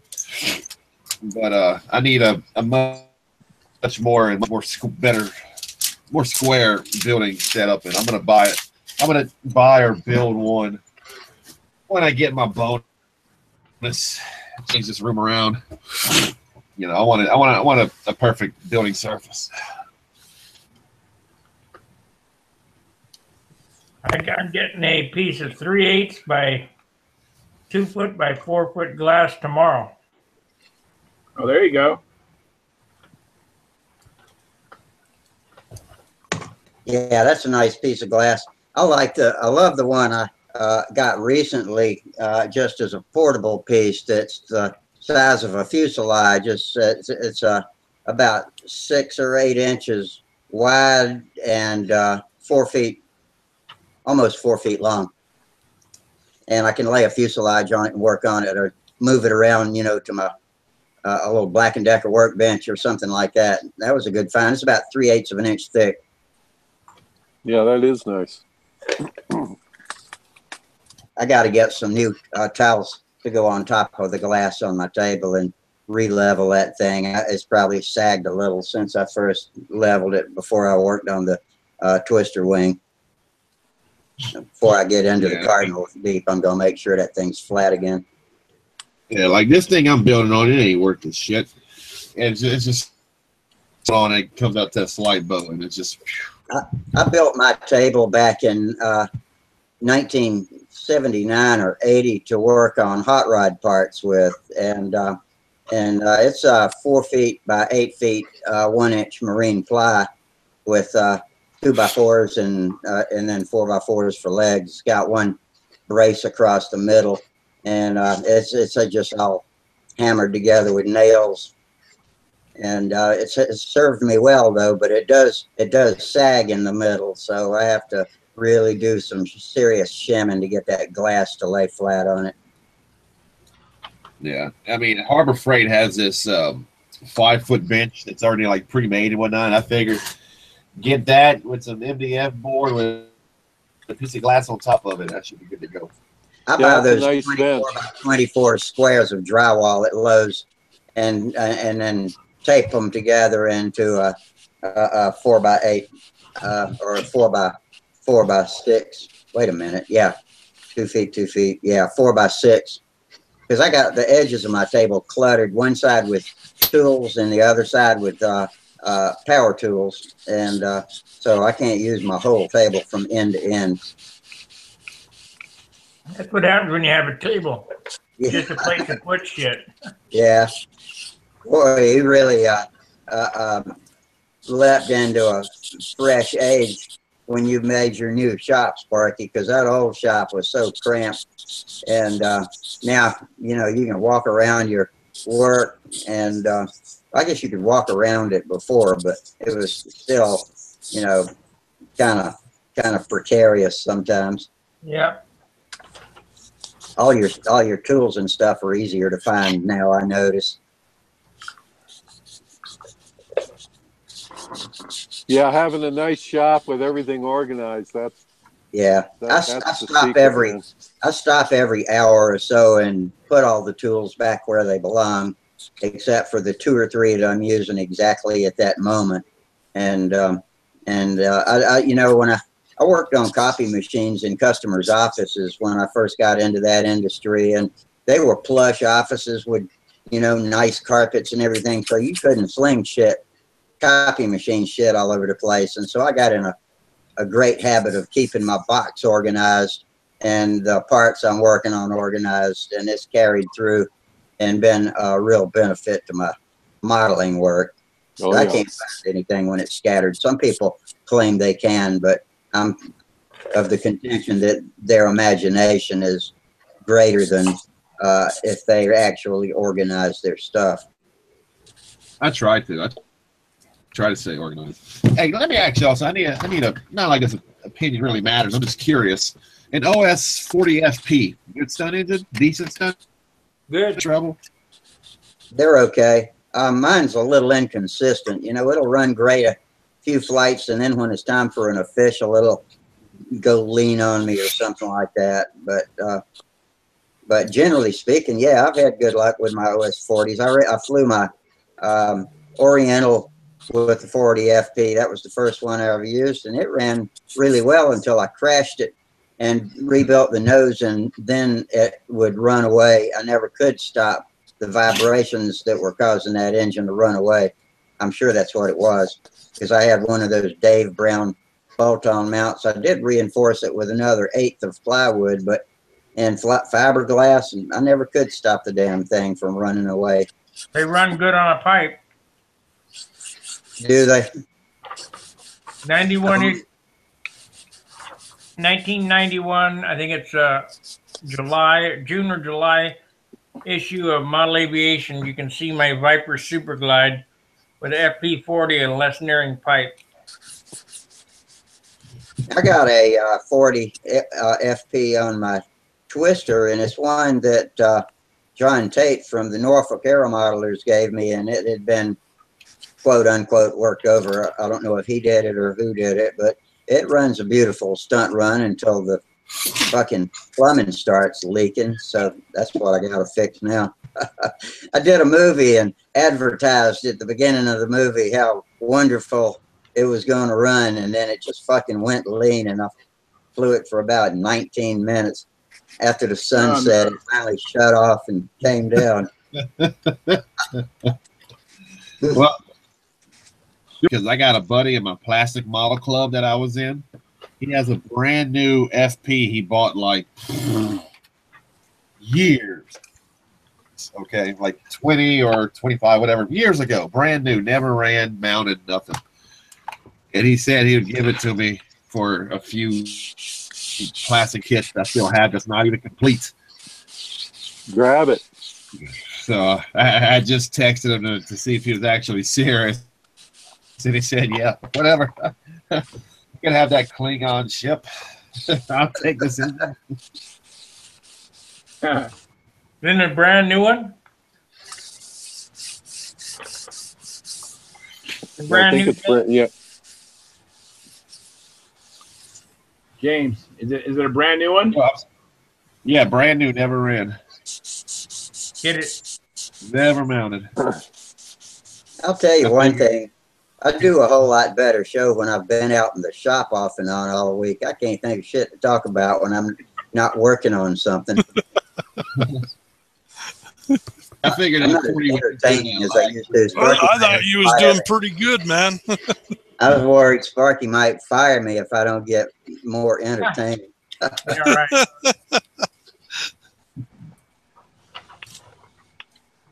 We put Wally in charge. Not me. You can fill in dead air better than anybody we got on here, Wally. There's your picture of my Waco. What'd you say, Sparky? I need to get Charles involved because he's on the West Coast. Yeah, I know. How about it, hey, Charles? Would you like to be one of our hosts? I've been thinking about it. I mean, I could definitely do it part time. You know, you'd be a good one, Charles. I think you'd do good you too. Part time. That mean I'd get to do it part time too. So. Yeah, I could definitely do that. You know, at least give you a break for a while. Yeah, one of us could do, you know, we could swap off between Fridays and Mondays or something like that. Charles, you have the Sony 405 camcorder, right? Yeah. I just bought these batteries and a charger off of eBay. For like $14 shipped. Wow. It came with a car charger and it mounts on the wall. That granted, the batteries that come with our camera, I think, is like 2500 milliamps. That sounds right. I bought a battery about a year ago. I don't remember what it was and what I paid. I mean, that's the factory battery. In fact, it's right here. It's actually okay, 1200. But I would love to have that car charger. That car charger has me excited. That would be nice. And what's cool about it, even comes to European plug in case you want to go to Europe. You can plug it in. You can plug it in the walls over there. Yeah. Yes, when I'm getting ready for the World Championships, that'd be perfect. But these batteries are 1800 milliamp hours, so they're bigger than the factory. Right. Yeah, I bought a bigger battery. I just have two batteries, and I just swap them back and forth when I'm. I haven't shot any film in a long time, but when I was shooting film, it was nice having an extra battery. Yeah, I really like to have that car charger. That'd be nice when I go to a contest and film, you know.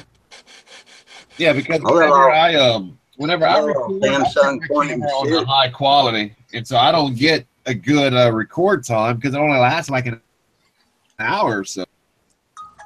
But this, yeah, it's like $15 free shipping, 2 battery, car charger. Wow, I like that charger. Really good movies, and the battery, I can't believe it's still good. This thing's 6 or 8 years old, but it's in fact, Charles, I'm a 14 megapixels and 10x optical zoom. So pretty decent little camera. I think we covered it the other night. But I can't believe the battery still works. I don't know if it's a Nikon, not a Nikad. Probably. See. Yeah, Charles, I just sent you a text with. All right, guys, I'm gonna hit it. All right, Sparky. Okay, All right, Sparky. Hey, Sparky. good seeing you. Nice build. Hey, thanks for the info. Sparky, you gonna be on appearing tomorrow while you're building? Maybe after I get back from the hobby shop. Yeah, I might drop in. How did I do with the mouse? Way over there. All right, guys. Have a good evening. All right, Sparky. We'll see you, Sparky. Okay, see ya. See you. Erwin's Timeline. See ya. This is No yawning allowed. You're on the West Coast. oh, Man. this You're is a 4 hours lithium ion. later than me. How long have lithium ion batteries been around? For a while, a few years. Okay. That's what this is. It's 6 or 8 years old. That explains its longevity. It's those are good batteries. 3.7 volts, 850 milliamps. 3.14 watt hours. Thing to do is get you a couple more so you got some backups. That's what I did with mine. I wonder if I could go out and buy a battery like this. Yeah, you can. Oh, yeah. Oh, you sure can. Buy it on eBay. Look at it. Yeah, you worry about right I've off been eBay. advised by some battery sites that I've read just for educational purposes, and they've all been of the contention that buying batteries off of eBay, if you get Chinese batteries, they're just knockoffs and they're not near as good. And you just get you the OEM batteries. Getting them too. Have you seen that? If you get a Duracell or a Energizer, some of the name brands that we have here, you won't have any problem. Yeah. You see, like these batteries here, these are straight jet batteries. All right. I'm pretty certain anyway to be this cheap and with 2 batteries and a charger. It says that I have a 5-year warranty on it, which, you know, we all know that's a lot of shit. Yeah. But if you're trying to find batteries for that camera, just the info you just put in there, or like the model of the battery, type in eBay or Google. You know, it'll give you a broad range. Or in fact, put in your camera model. Yeah. Make it up. In fact, I know these labels were reprinted because this is the factory battery. How it looks like. Okay. Right. Now these, it'll say battery pack for Sony MP-BX1, which is the same battery that I just showed. This is the knockoff little $7 Chinese battery, but it's a lithium ion. I guess just because it's Chinese doesn't make it inherently bad, but yeah, if you get a couple of them, I mean, you're good. You got a couple backups. Yeah, I mean that's the way I look at it. General rule of thumb, it's shit. You know, there's no 2 ways around it. It's cheap. It's gonna wait. If it gets me, you know, a few more hours to record before it dies, oh, well, you know, it's no big loss. Yeah. You know, if I was gonna buy a camera again, I'd want to get a wide-angle camera. That's the one thing I hate is to get my whole image of my flight. I have to get so far back to capture everything. And so I really would like to have a wide angle. Of course, it's probably a lot of money to get a wide angle. If the pilot can fly the pattern in the same place for the whole flight, then you can plant it, and I always put the pilot's feet dead center if I can get right behind him where the judges would be. Put the pilot's feet dead center at the bottom of the screen and just back off enough where it'll fly out of the frame on each side, but the stunts will be in the middle, and have it pointed high enough so that it can get the verticals, at least most of the overhead aids. Yeah, that's those are problems. I fly by myself sometimes when I'm filming, so it's kind of hard for me to figure out where my feet are going to be at. Put them at the bottom of the film, and it's just like trial and error. You know, so I'll do a video, watch it, but by watching, I have to move the camera to watch it. So I typically, usually just film, and then when I finally view it, then I'll try to remember. Okay, I need to go back a little bit further. I need to go a little closer. Yeah. I've had Wayne walk out to the circle and do jumping jacks for me, but if you fly with a stooge, then you can't have that option. That's been the problem. Another problem is I can't see shit from Shinola through the display on a sunny day. Yeah, I'm always amazed at how it comes out because I can't tell when I'm filming someone else, and I get to film home and I go, "Wow, it looks great." But it's so hard to tell looking through the lens. It is. You know, I shot some video at Triple Tree, and I ripped what I wanted and posted it to YouTube. And Sparky took the rest, and he ripped what he wanted and put it in his hour-long Joe Knoll video. And the parts that came from my camera on his production were twice as clear as what I posted. Both posted MP4s. And I wonder why that is. I use Microsoft Movie Maker to rip mine, and I don't know what he uses. Maybe that's what the difference is. I always thought my camera was just a little fuzzy, but man, Sparky's came out crystal clear of this off the stuff off of my camera. Wow. Yeah, you broke up part of what you said. I didn't understand everything. Yeah, I'm going. Hey, Terry, I'm gonna mute you while you're saying. Oh, okay? I'm sorry.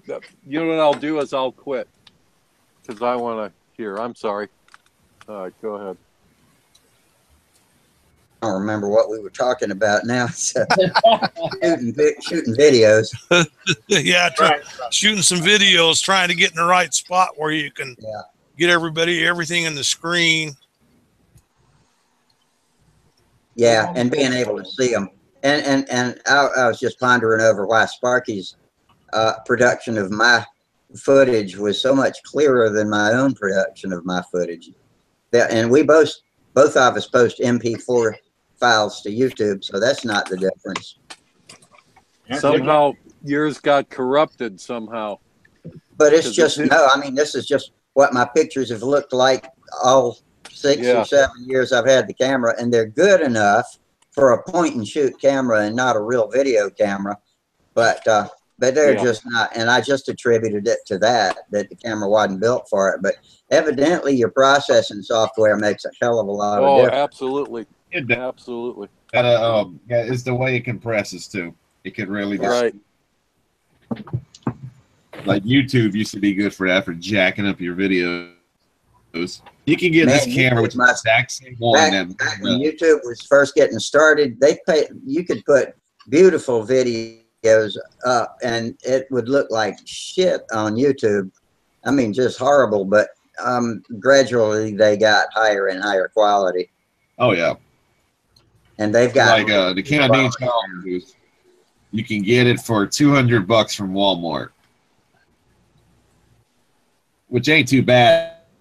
$175 for mine off of eBay, and it came brand new with practically everything. I say everything that comes in that fits in that little box. A mini HDMI cable, so I could plug it directly up to my TV and play it from the camera straight to my TV. Yeah, but that's what I want to be able to do. Around $150. I think I've got another video output on the back of my PC here, but I've never gone to the trouble to get a long HDMI cable. I need about 75 feet to reach the TV. Man, I watched that last video I put up.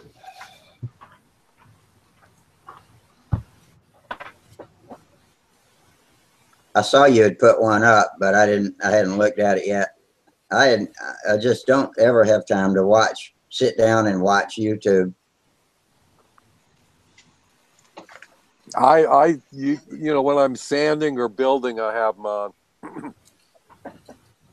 I picked up this little tiny, I don't know, it's a Wally World Special. I think it's only about a 26-inch flat screen, but it's a smart TV, so I can just just picks it up from our Wi-Fi from my cell phone. That's great. Excellent. That'd be great to have. Now, those don't cost very much at all now, do they? Could you get that for $100? Yeah, it was under $100 with a coupon. Wow. With a coupon. Well, the time to watch for that Ron stuff's White. coming up. You guys on know Ron White, Black right? Friday. Coupon. The coupon? Coupon. See, right behind me is I think it's a 32-inch. It's a cheapo Element, but flat screen. It has like 3 HDMI ports. Yeah. I usually do. See, there's mine over there. I don't know. It's maybe a little bigger than what I said. It's I don't know. It's Walmart. It was like, yeah, I don't know. And I mean, $100 plus so much off with a, we had a coupon that was in the email. Oh yeah, that's a Walmart brand. That's that Element. And what I did, I just got a wall mount that moves around and swivels. Put it right in whenever I'm building or whatever I'm doing in here. Usually, I'll hook it to HDMI, and I even done the Hangout on there already, where I'm just looking up at y'all, and y'all see me right here on the I love it. Side. Well, I'm getting a wireless headset thing next. And then I'll be wireless, and everything will be up on the big screen. And yeah, wireless is convenient. I like that. Yeah. I've been real happy with my system, but some of y'all seemed like you just couldn't get it to work unless you went to a headset. And I don't know what's going on. Yeah, I don't know what that is.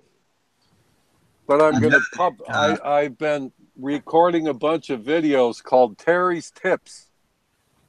And I'll throw a few up, and you guys can critique them for me and see what you think. That sounds good. I love those how-to tips. I love them. I can't get enough of jigs, and I can't get enough of how-to tips. I love jigs and how-tos. Yes, sir. I think you need to turn your camera off and back on. Oh, okay.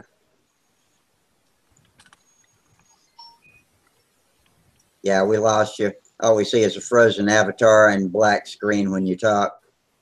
Hold on. There you go. You're off now. Come back in. Let's see if that fixes it. Come on, Terry. George, how's your airplane coming along? Better? There we go. We got you now. Yeah, that's good. Yeah, I just had a little power surge. I wonder if, and I got my thing plugged into the charger. Yeah. So I wonder if that did it. Now you got a narrow screen. I don't know. Maybe it's the same. Looks good on what I'm seeing there. Yeah, okay. You don't want to see me anyway. You want to see my models. You want to see me. Yeah. See the models. Which airplane do you asking for? That one you was working on the other day. I'm working in two different by now. Yeah? Yeah. George, we got the best signal on you tonight we've ever had. Yeah, he's clear as a bell. It's looks like the Banshee. Oh, yeah, baby. I like it. Yeah, I remember that. That's a nice one. Yes, but it's a nobler. It's a nobler with different shape of fuselage. Yeah. Yes. Nice. Also, I have a question for you. Which is the difference between this horn, what's the name of bell this? Crank. This bell crank and the round one, right? Yeah. That looks like an old Fox metal control or bell crank. Oh, hold it up to the camera. Your bell crank. Yeah, George. Let me see that bell crank a little bit better. There you go. Oh, yeah, it looks like an old Fox. That looks like a Fox bell crank. They're strong, yes, but I did bend one in half one time when I had a wing break off. Which is better, the round one or this one? It's a matter of preference. If you use that metal one, be sure and bush the holes with brass where the lines go through, or screw some kind of thimble onto it that the lines can go around, because the lines will get chewed up and fray if you go straight through the holes. So, drill them out so that you can get a a 3/4 inch long or an inch long piece of copper tube to bend and put through it and run the line through that, and that'll last forever. Or I think Brett Buck puts thimbles. He sandwiches thimbles between a pair of them, doesn't he? Does anybody remember? I don't remember, but it sounds right. Yeah, and or you can just screw thimbles onto the tops of it, and that way there's no friction where the line loops, where the lead out line loops around it. Yeah, I've seen some thimbles with some socket cap screws and then a like an aircraft nut with a nylon lock in it. Yeah. And they have a thimble between that. I've seen that. Even if the thimble doesn't spin, it's better than if, you know, if it's just going through the hole. If the thimble's stationary and the line swivels around it, it still rubs on it. But for the length of time my planes last, they certainly would be good enough. And if you want to be one of these guys that claims to have 3,000 flights on his plane, you know, we're in a different category of quality there. That ain't gonna happen in my lifetime. Hell no, I crash everything within a year after I look at it. If you have a plane that you're pretty damn certain is not going to last a few years, don't do none of that shit. Just hook it up and fly the thing. It's like my twister. It took me 6 months to build the damn thing and 3 months to wreck it. And now I got it rebuilt and I'm flying it better than I was before, but I'm still going to wreck it. You know, I just know it. That's just part of the deal, man. Yeah. I told y'all about when I was doing a trim flight on the P-40 a month or so ago, and I came out of it was on the first loop of a horizontal 8, and I tipped the wheels right off of the grass as I came around that first inside loop, and I couldn't believe it kept on flying, but I finished out the whole figure 8 and kept on going. Yeah, that's on video if I remember right. I think I've seen that. Yeah. You know, one of the guys watching me chickens out really easily, and I'm hoping I could, by example, teach him to fly through that stuff, gut it out, and keep on going. But every time the engine burps or something happens, you know, if he'd skip the wheels, and so I was determined I'm going to show this guy how to gut it out and keep on going, and it kept on. I flew actually a good pattern that day. That was the first pattern, full pattern I flew on the P-40, if I recall correctly. It was the same day I did the first pattern. I don't know if that was it or not, but I thought it was funny as shit when it was all over, because it just went and hit the grass. The prop didn't touch nothing, just barely tipped the grass. Lucky. Short grass, but it might have nosed over. That would have broken. George. Yes. I am also making this one for radio control. Do you know it? Let's see. Wow, that's a long. That's, 60 engine. Looks like it takes a pretty good sized wing cord. Yeah, I'm not familiar with what you have there. I don't know what that is. The swoopiness. How long is the wing cord on that? Oh, there it is. Oh, it's a big one. Yeah. Nice. 60 inches. 60 inch. Oh, yeah. Yes. Nice thick cord, too. You fly it with 60. Have a sheeted lead edge? 60, yes. With 60 engine. And you don't It have, almost looks like a Telemaster wing. You won't have kind of does. You won't have a spar stick running down the whole front of the wing, will you? Just the sheeting. Oh, that's made for a preformed leading edge. It looks like it, yeah. Or does that take like a 1/2 by 1/4 inch, and then you have to sand that radius around on that? I wonder if you just left it off and used nothing but sheeting, if that would be enough to hold it together, because I always wonder, does that lead edge stick really do anything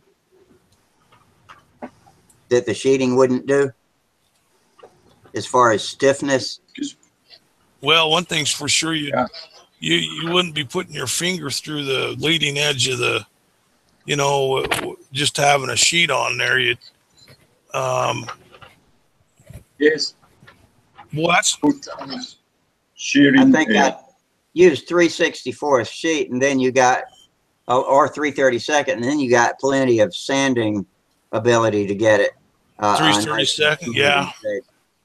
You can sand it down to a 1/16 if you want to, or less, or more rather. Yeah, you'll have to keep showing us that wing as you go along. See how that develops. Or those balsa spars, or basswood. Balsa. Yeah. Yeah. Balsa. Do you use light balsa for those spars or heavier balsa? Well, I'm sure it's sea grain. That's sea grain balsa. Heavy. The stress on that is lengthwise more than you think, as opposed to bowing, waggling the wings up and down. That's more of a compression type support. So lighter spars, I hear, will work and save you weight and do just the same job. But a lot of these people we get information from like that are guys who don't crash anymore too. So you got to take that into consideration. Not that everybody doesn't crash sometime, but if you're pretty sure you're not going to crash in the next couple of years, then you can use those light spars, and they do just as adequate of a job of keeping the wing tight in flight, yet at a good weight savings. Right. I'm broadcasting this to the world as if I know what I'm talking about, but I'm pretty sure that I'm relating good information from people I trust here, and that's the best I can do sometimes. Yeah. I wish I could say some of this with more confidence, but that's all I got. So it's all good. It's all good. Yeah. It's a cherry pick. You know, speaking about crashing, I really believe once you if you come to a point in time, I believe I'm there where you don't crash anymore. You know, I had an incident with the Stooge, but I haven't crashed in years. You know, you know, once you get good equipment, you know, and then you, I think by practicing the pattern, it eliminates those mental errors. It's every time I go out, I do the same exact thing. I mean, I go out and, you know, I prime my motor 2 times, I flip it 5 times. First flip it starts, and then I do the pattern, and I land the plane. Then I do the whole thing all over again. Yeah, it's like you got a good routine. Yeah, that's it, man. Yeah, it's always a routine. What about windy days, Charles? Do you have more close calls on windy days than you do on mild, breezy days? You know, the only time, what I do is I have a wind gauge in my flight box, and I look at the wind, and I'm just kind of making a mental error. Is it one of those little Kestrel ones? It's has a little fan in the top. I don't know who makes it. It's yellow. It's yellow. That's all I remember. It's yellow. And I'll just make a mental note, not a mental error, but a mental note of the wind speed, and I'll go and fly, and then I kind of develop kind of an idea of what is a safe wind speed or where I'm hitting the wall. And then when I get too close, when it gets too windy, I'll just take it easy, you know. I'll just back it off. Now, if there's a contest coming, then I'll just take my chances in the wind. But if there's no contest coming, I'll just I'll just have to man up sometimes. I might think it's windy, and I'll verify what the wind is.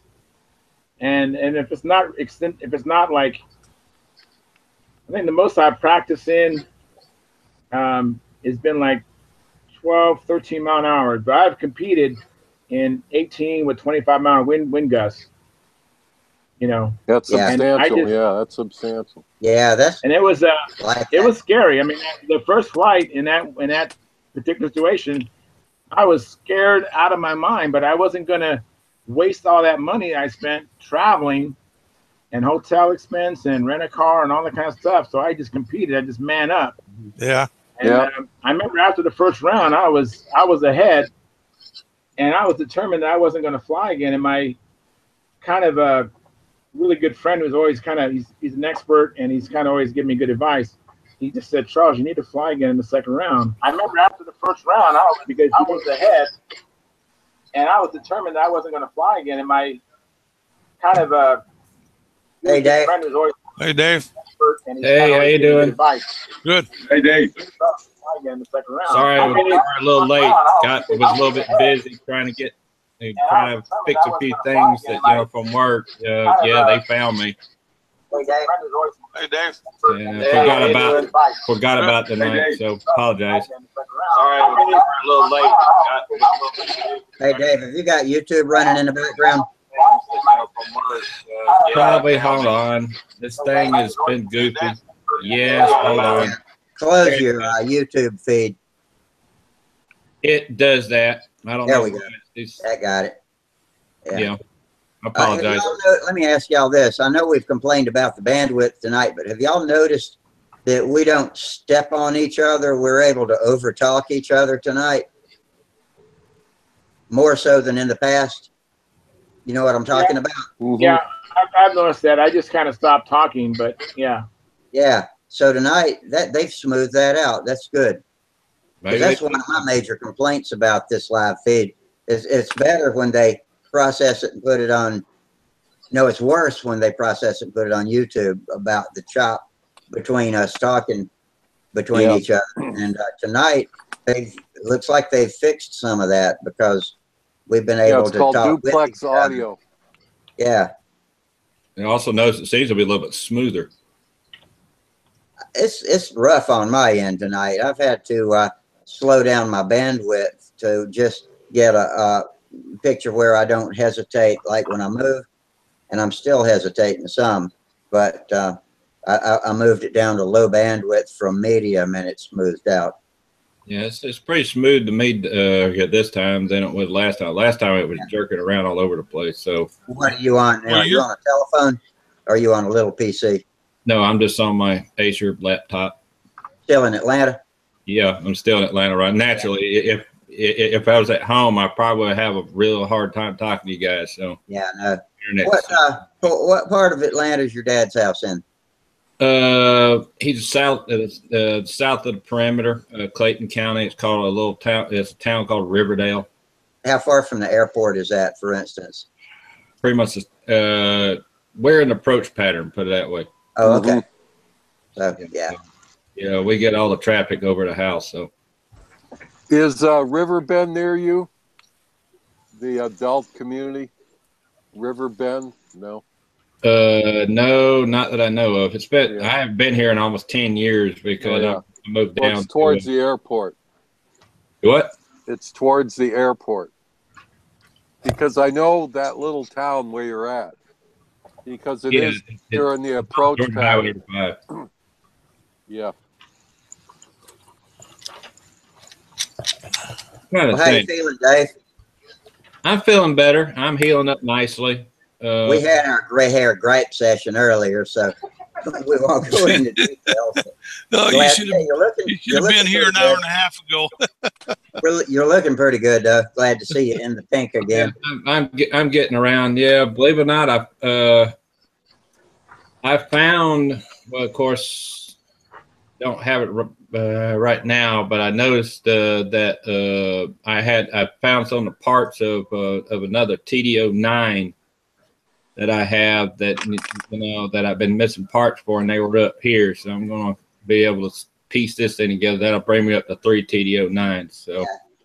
You remember that TD09 I've got that we looked at in my shop one night, and it's like the piston was coming down and touching the back plate. That's because somebody mushroomed it. Because and the thing is that it was rising all the way to the deck at the top dead center too. But it didn't. But the crown was pushed down. The edge of the crown was pushed down, and it was causing the bind. Yeah. it was because someone got a little bit too happy with the ball peen when they were resetting the ball socket. So or didn't have it seated right in that little tool. And I don't think some of those tools are made quite right either. Yeah, the cups are off on some of those. Yeah, they probably are. I noticed some of them have a little indentation in the middle of the cup, and some of them Mine's got a rise in the middle of it. Mine has a little boss in the middle of it. Yeah, the ones that are totally flat, if you're not real careful, you can actually damage the crown on them. And because it don't take much effort to seat the ball. You're supposed to go tap, tap, tap, rotate, check your clearance, tap, tap, tap, rotate, check your clearance. Do you think that that one, like I've got with the little raised boss, is the better kind? Yeah, but because it's got better, because all the impact is coming from the point where the socket's at. It's not going around the outside. That makes sense. Yeah. Okay. Yeah. Yeah. In fact, I just remembered I gotta go reset one of the sockets of one of the Black Widows I got. You know, it's a little bit sloppy because if you're not careful and those cups get too loose, not only that they have a risk that they could pull out, but they can beat the crap out of the top of the crown and actually punch a hole in the top of the piston. Yeah, because they rattle around inside the cup. Beats the crap out of them. Yeah. Well, when you first break an engine in, that's when you need to first reset it, is after the first hour or so on it. Is that right? And then after that, doesn't it work hard? First hour. Yeah, it's about the first hour because when they come from the factory, they're not hardened. Right, it work hardens after that. So usually, do you ever have to ever have to do it again? After the first or second time, no. I mean, you can keep checking it, but you know, as you reset it, it work hardens that section of the cup. And after the first or second reset, you shouldn't have to touch it anymore. No. Yeah. So I never have gotten around to putting a new piston cylinder on my TD-049 on my red, white, and blue Flight Streak. That's the one I call BFS1. I got BFS1 and 2. The other one, 2's got a Norvell on it. But that's that one that Wayne flew at Huntersville with the gunshots in the background. And then he found my camera in his pocket, and I didn't realize it. And the whole time I was videoing him, he had pulled that camera out and had it right on top of his wrist, flying in video in the flight, and he caught the gunshots too. But that was, you know, remember every time he'd flip it upside down, it would want to cut off. Yeah. And it didn't have any compression. We decided it might be that. But I've never quite been able to wrap my head around. At first I was thinking, okay, when it's inverted, it's pushing more fuel from the crankcase down past the sidewalls of the piston and getting in and drowning the plug. But the more I thought about it, the more I couldn't imagine the forces that would cause that to happen. It's because it's a side mounted engine. And what's the difference between inside and outside? It flew inside, it's fine. If it's mounted, it shouldn't make any difference anyway. The only thing it can affect that's tank position because if it gets too well, this was a bladder. It's a it's a bladder, but side mounted, it shouldn't really matter. I wouldn't think so either. Yeah, and I think we had agreed that that's what it was when we flew outsides while we were out there at Huntersville that day. But the more I think about it after that, I think we were both mistaken about how it was theoretically flooding that glow plug during the outside loops, but because inside and outside shouldn't be any different. But it flew insides all day, but it just wouldn't fly outsides without cutting off. Yeah, the only thing I could really think of is the needle valve itself changing position, but I don't really think that's going to be much of an issue. If it changed positions, it always came back to right when he went to fly in level upright flight again, though, because it screamed the whole time except for when he was in an outside maneuver. Yeah, another thing is that I just thought about, is this a TD? Yeah, TD-049. Yeah, the TDs, there's a chance, if the car body, the Venturi can unscrew on those things. And if they get a little bit loose, the centrifugal forces when doing your maneuvers can cause a momentary air leak too. I always disassemble and reassemble that stuff between flights, and this was not the first excursion it had done it on. It had been in this habit for the past 2 or 3 outings. Yeah, because I got another TD09 that I got to find another car body for. You know how they like to I could have a hairline fracture that I just can't see. Maybe I'll change that out. Check that too, because you could have a hairline because it could be just starting and not actually getting below the venturi. Loss of compression from wear is not necessarily a showstopper either. No, it is. It just makes it more difficult to finger start. Now, if it gets so bad, if it has any mixture changes and it goes a little bit rich, then it can flame out because it just doesn't have the compression to burn it off. Yeah. So I run them only barely off peak when I run it with a bladder. Because that's the only way to run those TDs, really, to get a consistent run is on a. But when you're running a bladder, you pretty much have to run right near peak anyway, or it'll gradually build up too much fuel and run itself. So you can't set it for a rich run or a 4-2 brake or anything like that. Only screaming run. Even the big engines on a bladder, I don't think you can. Do you think so? Do what? You think if you had like a 25 on a bladder, you'd be able to tune it rich enough and have a consistent flight throughout the flight? So it would. Good bladder, you can, yeah. I mean, it won't run well on a low pressure bladder, no. But if you have a real bladder, because Bill Davenport, he's got a junior Satan now, and of course his I forget what that other combat plane he's got. It's got 25 on it, and he runs a high pressure bladder on it. You know? That's all I run is high pressure, and it runs fine. Some of these engines, it really depends on how large your venturi is.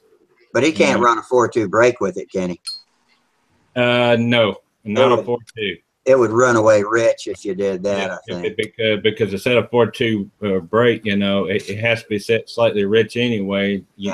And it will drown itself out eventually. Yeah.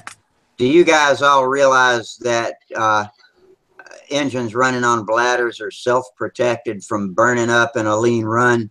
Because when it goes lean, the friction rises and it slows down, and fuel rushes in and chills the whole thing like a refrigerator, and it speeds back up. So the only thing you get is a surging run. And so if you end up getting a surging run, all you need to know is that you need to richen it up a 16th of a turn before the next flight.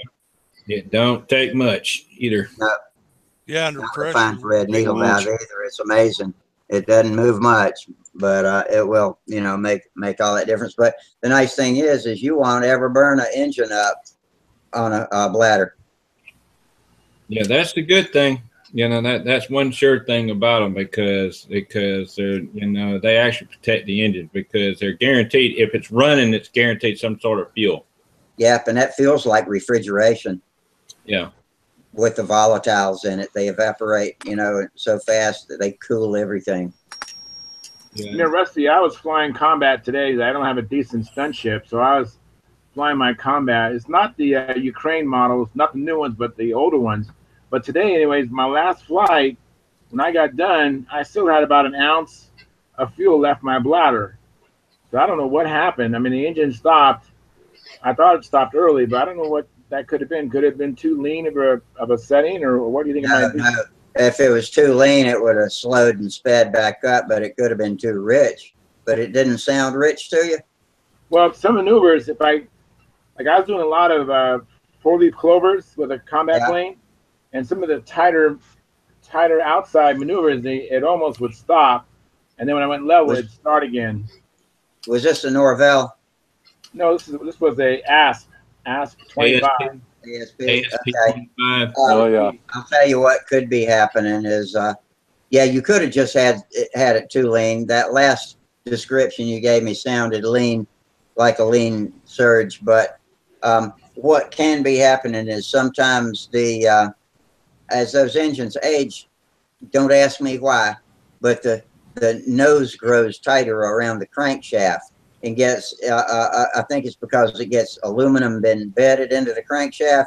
So you need to take the crank out, chuck it in the drill press, and take some sandpaper wet with oil, and polish all that embedded aluminum out of there, and that'll solve that problem. Because I've got my go-to Norvels. Both of them will fly 5 or 6 laps now and slow and die. Boom, and that's what it is. Okay, binding. Yeah, it is. Exactly. And it happens a lot too with new engines too. Some of these plain burn Russian engines, you know, because they can be a little bit tight around the crankshaft. I got a couple of Brodak 049s that had that issue out of the box.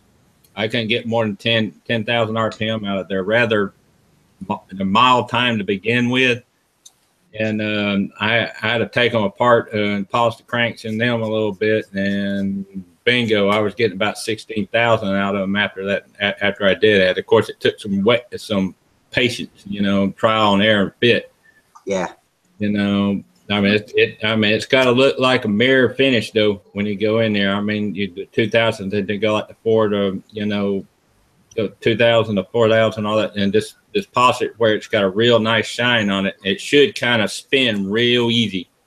Okay. Yeah, you know, yeah, because, and don't be afraid of having just a tiny little, you know, a bit of run out in it, because you know that'll actually make it quicker. You just don't want a whole lot of it. Isn't that ASP a bearing engine? I'm not sure. I think mine's a. I don't think it's a bearing motor. I don't think it is. It's a bushing, huh?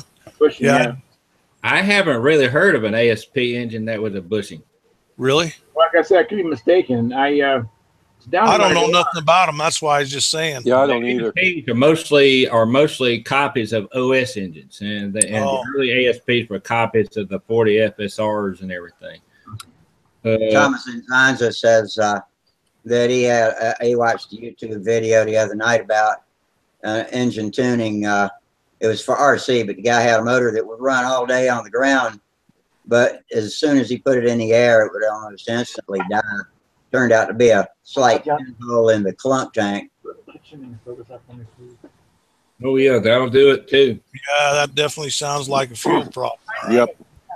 Yeah, but I don't think causes all sorts of mysterious problems. Yeah, but I don't think I had an ASP once upon a time that and it was ball bearing. I mean, I'll be right back. Let me grab that plane. Okay. Yeah, I want don't to see know, it. but I'd love to see it. that's why I was just thinking maybe it's a ball. If it's a ball bearing, that changes everything. Yeah. But here's my 09 that I need a new Venturi case for this thing. It's broke off. Medallion 09. Yeah. You can go to Bernie over Cox International. They're fairly easy to get. Yeah, I'll have to do that. I need some parts for this one. Yeah, either that or Matt at xmodelengines.com. Yeah, X Model Engines, Matt, you know, he's good too. He gets more, he trades more used stuff than anybody else. And I think he does rebuilds still. So, you know, he's got engines that have been put back together and fixed up. So a lot of times you can find something really, really good at a decent price from him. Yeah, pay attention to the spray bar though, because it's got that little hex for the you know, to keep that spray bar from rotating. Right. Yeah. Those things are bad about wallowing out after a while if they keep getting loose. You know, if it's got a nut on it or however, and they'll start pulling air around it. I see. Yeah, this has got a nut on it. You can get unsteady runs out of it, you know, and you'll pull your hair out trying to hunt it down. So mount it with a little Permatex in there, I guess. Exactly. You just put it in there and put a little dab of Permatex in there. Let it cure. Don't run it immediately. Let it cure. Make sure it's dry. Make sure all the oil's removed from it. Yeah. Yeah, acetone for cleaning. And put it in there. Let it dry. You know, let it cure. You know, 24 hours, and then assemble the engine. Yeah. Right on. Which way do you point your spray hole, Bandit? Do you point it straight down, or do you put it at like the 8 o'clock position? I put it at the 8 o'clock position if I can, if the steps will allow me. Yeah. It's got Well, that. yeah. Okay. Oh, I don't know if I've called you Bandit on here before. If y'all hear me call him that, that's because that's his forum name over at Cox Engine Forum. Yeah, I think I was with you on that one, though. Yeah, TD Bandit. I'm pretty slow, but I was there with you on that one.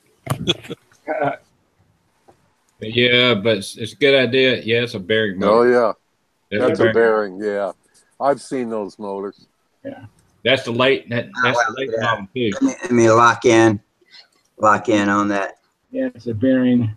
Yeah, that's bearing. Yeah. Yep, no doubt. Yeah, that changes things if it's sagging like that, you know. Cool blue anodized drive plate there. Yeah, my friend sold me this plane, and he I think this came off of a Evolution motor. This part came off of Evolution. The drive, the prop washer. Yeah. Drive plate. Yeah. So he likes doing that. Blue. It's Evolution. Lower it just a little bit so I can follow that fuel line towards the rear. Lower it. Yeah, go. Boy, and you got what? Okay, I see. It's not as far back as I thought. Yeah. That's way behind the CG though. Yeah, I got that. There's a tube back here, and then my the compartment. Yeah, so then you got your. Yeah, I see that. Yeah, I think the fuel tube's right at the CG, isn't it? Because it's right behind that spar, right? Yeah, about right here. Yeah. Yeah, where's the CG? Is that about where it is, right at that spar? You know what? That's a good question. All I know is that this thing sure does fly nice. Well, yeah, check it. Nice. You can check it with your fingertips right now. Yeah, I'm trying. Right listen, I know a good bit about these wings. Do you believe me when I tell you that? I believe you. I mean, I got a bunch of them, man. Right there. I can't tell. Looks like you're right in there, Charles. Yeah. It looks like it's right at the back of the sheeting. Okay. Yeah, right at the back of the sheeting. Try it from wingtip to wingtip once. Yeah. Just try it like that. That's how I do mine. Mm-hmm. Should be at or just in front of the it'll be. Yeah, it's about. It looks like it's about a half inch behind the end of the sheeting. There you go, man. But the leading edge is like a foam. Yeah. No, I know what it is. Yeah. Yeah. Oh yeah. So I got a quick question. It might be a dumb question, you know, but the compartment where that bladder tube goes in, is it fuel proofed? You know, my friend, he sold me this plane. I know it's made in Ukraine originally. Yeah, my friend might have recovered it, but it's an old. It's a plastic cigar tube. It's fuel proof. Yeah, or either that or a fluorescent light protecting tube. Yeah, exactly. That or two, because you don't want one of those things popping and then escaping the tube, you know, and going in there all over the ribs and all that. Yeah, it's got to be fuel proof. Yeah. It's got a balsa plug at each end, epoxy, or some kind of plug. But yeah, those fluorescent light protectors are good containers for bladders. Yeah. I actually love flying this plane. It's such a dream. I'm just standing there just. How do you launch it? Are you using like the pillar, or you have a guy help you? I have a guy help me on this one. See, that's the I don't have a stooge for the combat planes, but some of the guys I fly with, they have stooges for these. Yeah. Well, I'll tell you what, that sleeve, like what Rusty uses for his little planes, would be ideal. Something like that. Yeah, and if you got an underpowered one, I just strap that little lawn table to the top of a bar stool, and that gives it another a little bit of room to sag before it finally reaches flying speed. Well, you guys have seen these pool noodles, right? You've seen these? Yeah. So I use these smaller ones, and I used a pack of those bungee cords from Harbor Freight, and I'll have it where I can show it to you. But I made a stooge that holds everything from my little Satan up to my big custom 46 LA powered videotape tow ship, let's call it. I like that. And I use the bungees, you know, going through, so it just sandwiches them. And I do have some wood stops that I run the leading edge of the wing up to, so it can't wallow, because the bigger airplanes, you know, you really have to hold them firmly, but you don't want it held. And then, of course, when you pull it out, you have this roller bearing effect, and it's amazing how much easier it pulls out. I was using some pillows and a couple bags of lead shot that I had attached to these pillows. And I'd used that for years, but I just came up with this thing, and I'll show it to you. It's at the front of the garage. I can't get to it now. But I put it on my starting table. I just put it on, like I have a table that I use for my model boats. And I bring that to the flying field. And you just have to make sure after you launch that you step back a couple paces. Right. And that's about it. Yeah, I actually tried one. My friend had he had like a sleeve of carpet stapled to a piece of wood onto like a two-step ladder. Mm-hmm. And that's how he would do it. And then he would be able to pivot it. And I remember trying it. It was, you know, strange to me, but it works. You just back up and pull it out, and the plane just takes off. Yep. Yeah, that setup Rusty's got works pretty slick.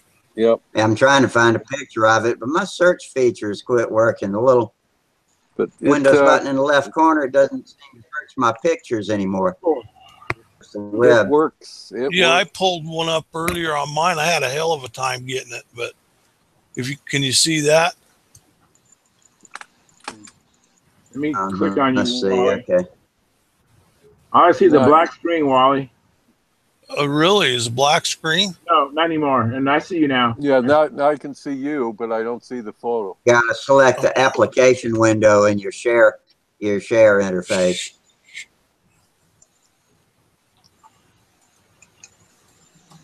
That should have been done. Select. Well, I don't know what happened to it. It's gone. Huh. What the heck?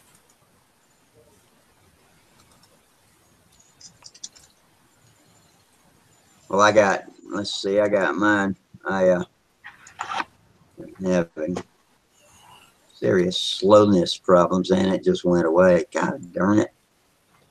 That still isn't pulling that up. I don't know what I'm doing wrong. Man, this internet's working like crap tonight. Here, I'll share mine. Okay.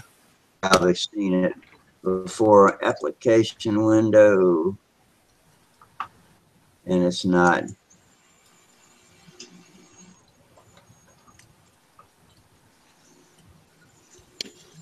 Oh, I'm not having any love from the.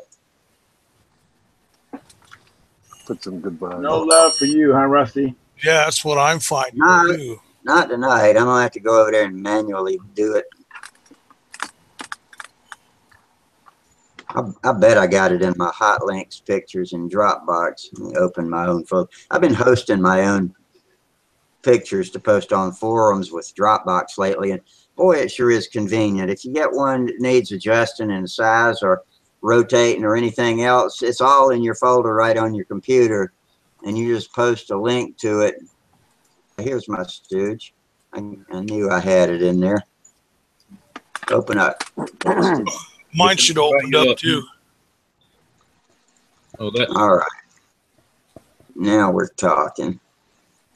You're talking a little envelope, stooge? Oh. Yeah, I think everybody's seen it before, but just for lack of anything else to do, I'm gonna pop it up here. Screen share. And application window, stooge, share. Yeah, okay, there's mine. And the idea, can y'all see that? I see it.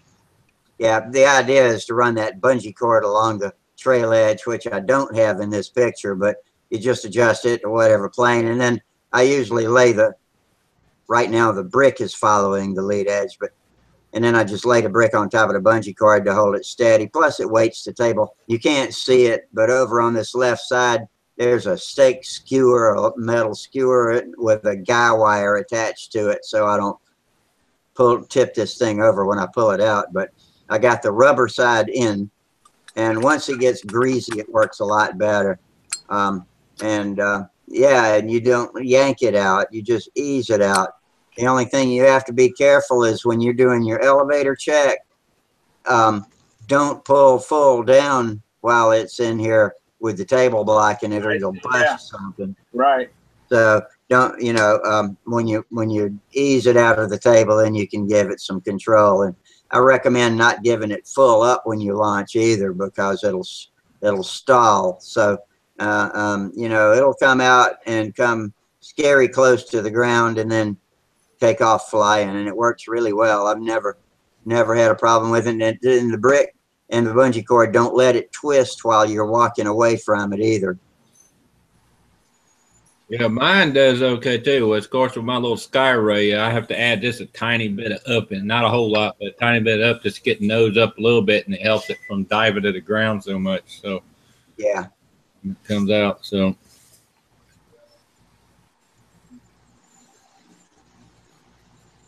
I'm planning on getting crazy and putting a TD on that one, by the way.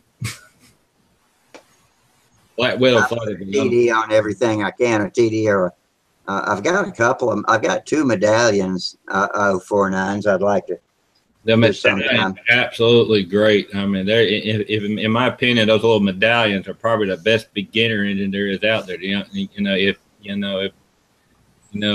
only problem with them is their beam mount, and you have to have an external fuel source. But Cox had that little aftermarket tank mount, for them, but they were not toys for leaking. Yeah. Which one you talking about? That little red tank that Cox had. Oh yeah. Plastic tank. Yeah, they cracked. They got vibration cracked, and they also leak around the back of the tank too, where they were welded together. So yeah, I like the internal tanks on those. I'll bring a few of those planes down. I got them in the attic. I got a bunch of half-A stuff up there in the trunk. Yeah, Norvell had a decent one. I mean, it worked all right. But you had to learn how to use it. Yeah, all I got's Cox stuff. Yeah. Let's see if I got another picture of this next life of that little. Did y'all recognize that plane in my stooge? That was a little jumping bean. Yeah, your little. Yeah, those are nice. Oh man, I didn't recognize that. I was one of my favorite planes as a kid. Yeah.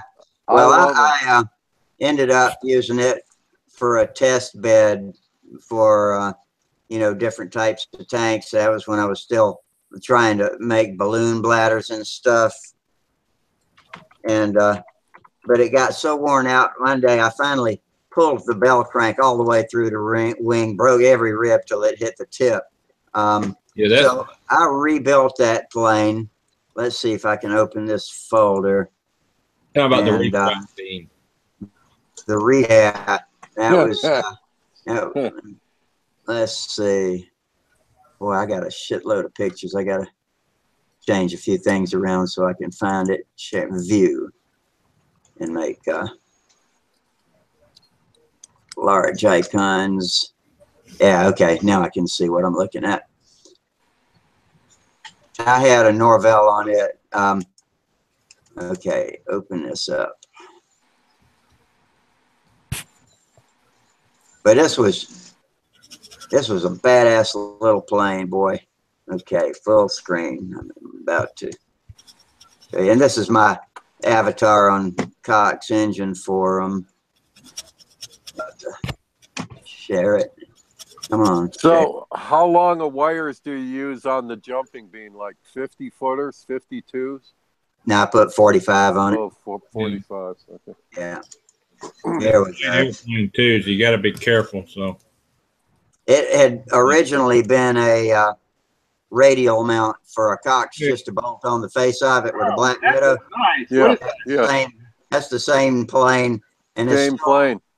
It's still got the same wing. I had to rebuild that wing because there wasn't much left, especially of the inboard side.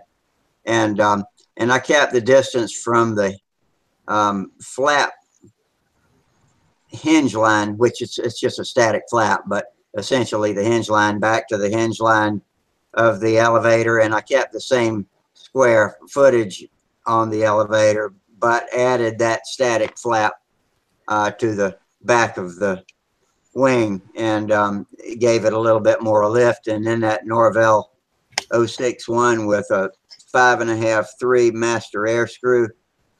It was an awesome little flyer. Let's see if I can find some. Yeah, there it is. That's nice. Yeah, right there. the only thing left that's little jumping bean on it is this wing, and then this part of the fuselage in the middle of the wing. And then the nose, I put plywood together with doublers, and you can see it's just rubber banded together in this picture, and then bolted that Norvell to it like a beam mount, and then put wing tips on it after that. Let's see if there's another picture. See if I can. That's my hinges for the elevator. Very nice. 3 passes, figure 8s through the holes. There it is coming along. Very nice. The bell crank had to move out from the center. You can see where I've got it mounted. Yeah. First wing there. That's very nice. Very good idea. Yeah. So Charles, does that plane look familiar to you? It's a combat plane with a little canopy. Yeah, I know. Yeah. It definitely does. Looks nice. And a longer tail moment than a combat plane. Yeah, a little bit. I'll be. I just got a notice on my phone that we're under a tropical storm watch. Yes, I was going to say that to you. Wow. Yeah, not what, for like Monday? Monday, Tuesday, yeah, something like that. Yeah, this morning it looked like Tuesday for my area.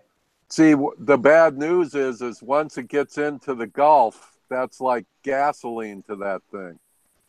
Yeah. The Gulf is just a big crucible of hot water, and it's fairly shallow on the outer ends. So like by Steinhatchee, my buddy's got a stilt house there, and the water's so stinking warm because it's so shallow.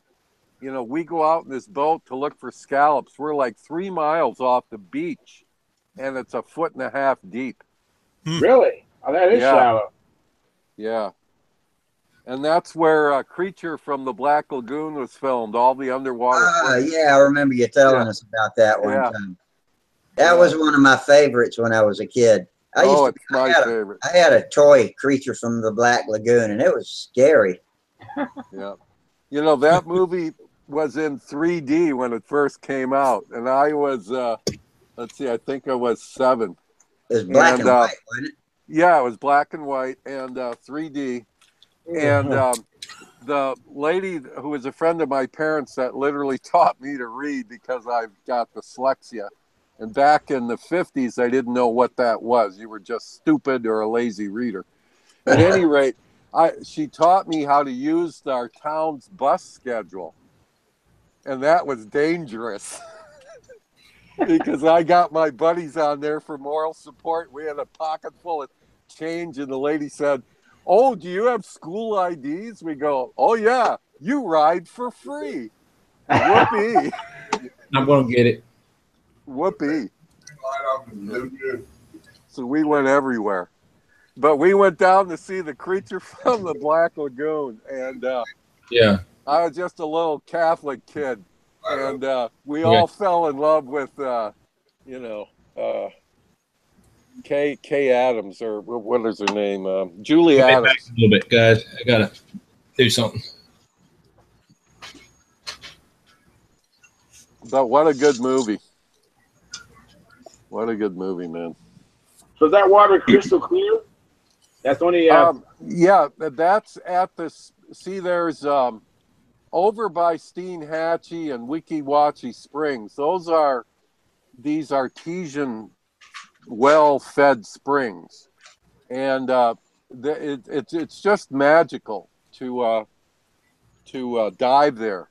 And I got all my cave certification up there, but this spring it's still private and it's owned by the Perry Foundation, and the spring is, I think it's about 5 acres wide in circumference, and they don't know how deep the cavern goes. They've had some university divers up there, I think it was last winter, and they went in with all these mixed gases and stuff, and they went back, I don't know how many miles, and they said it just got bigger and deeper as the further they went. But the water comes out of there very cool and crystal clear, and then that flows into the Gulf of Mexico, and all that water feeds into Steenhatchee. So where my buddy Stilthouse is, he really doesn't get any salt water there. He'll get a little brackish maybe if there's a storm or a hurricane, but otherwise he's got fresh water flowing out. Wow. And the amount of bluegill, or what they call specks in Florida, could be anything from a black crappie, a green crappie, a red-eared sunfish, a blue-eared sunfish, a regular sunfish, a perch, and all the breeds in between. Yeah, brim, and all the breeds in between, and they've all crossbred. And these things are as big as a small dinner plate. Believe me. Wow. If you want to see fishing pictures, I'll bring my album out here next time. Really, you don't want me to do that.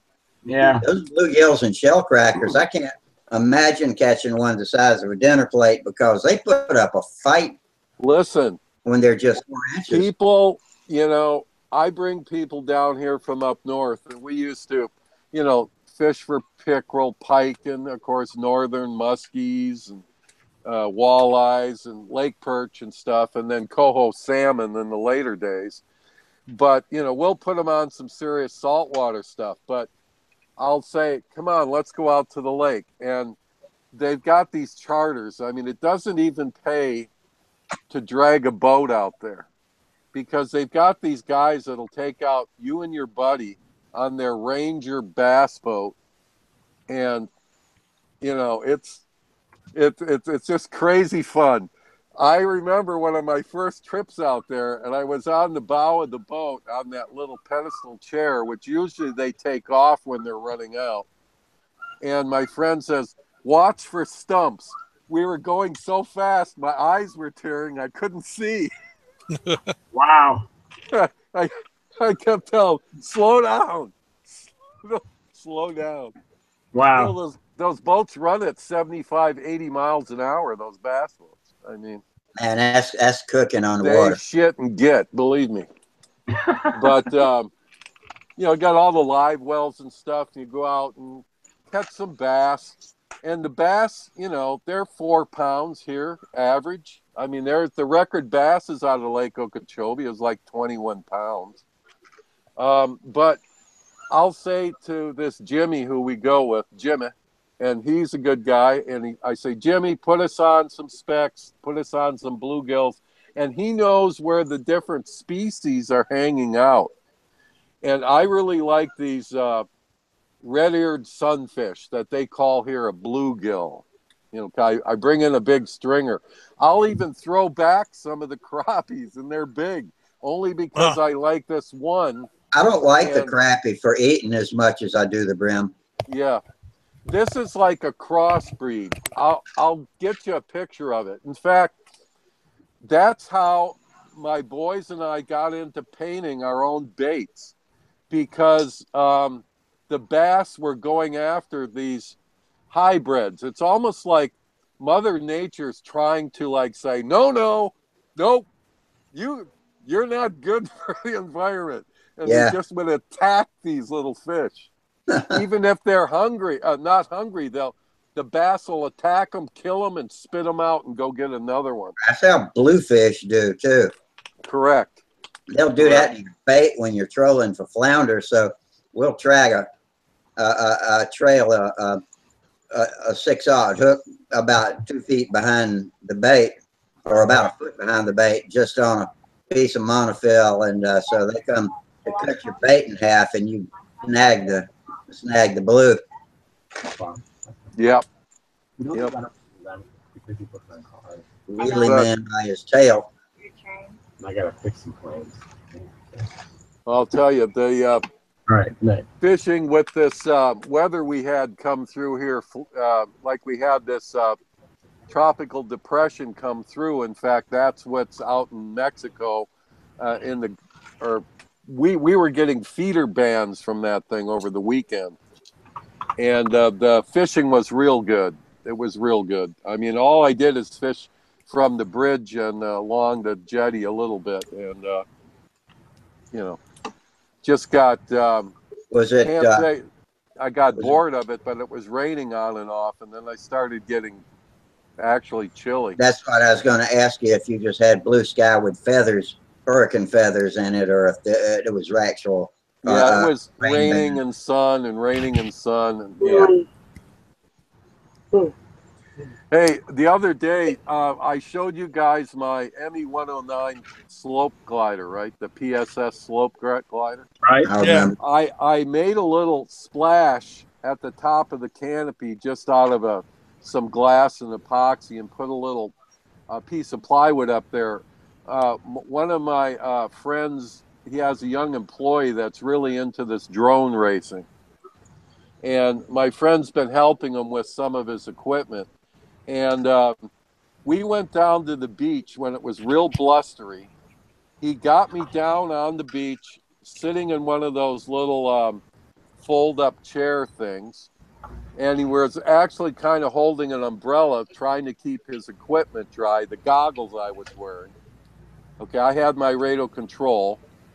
And he had me face the ocean. My friend was up on the walkover, which is up about 35 feet. It's a big sand dune, and that's where we launch from. And when I put these goggles on and he turned them on, the field of view was unbelievable. But here's the deal. I've done these FPV things on the little drones. I've got one in the house. I fly it around in the bedrooms and whatever.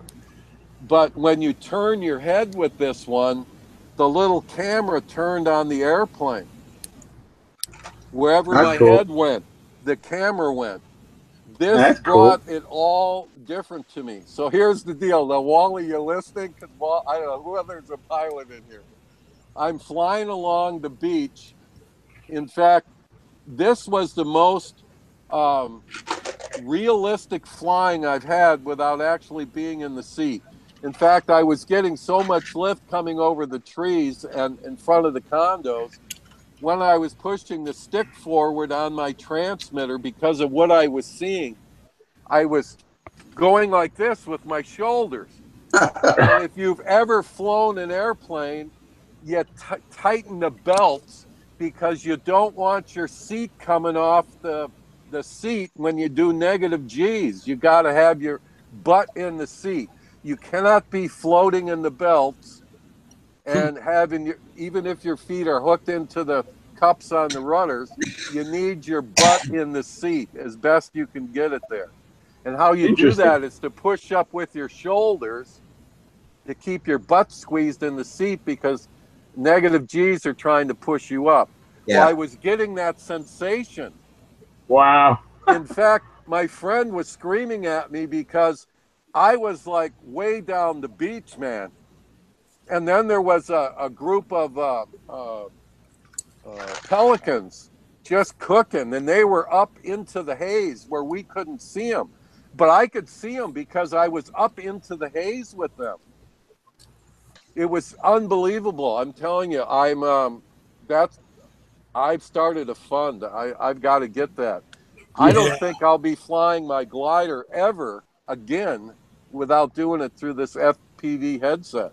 Yeah, wow. You know, at Reno, they had a setup over there at their races that was probably about a 40-yard square, and probably 50 feet high or something like that was all set up with tents, nets.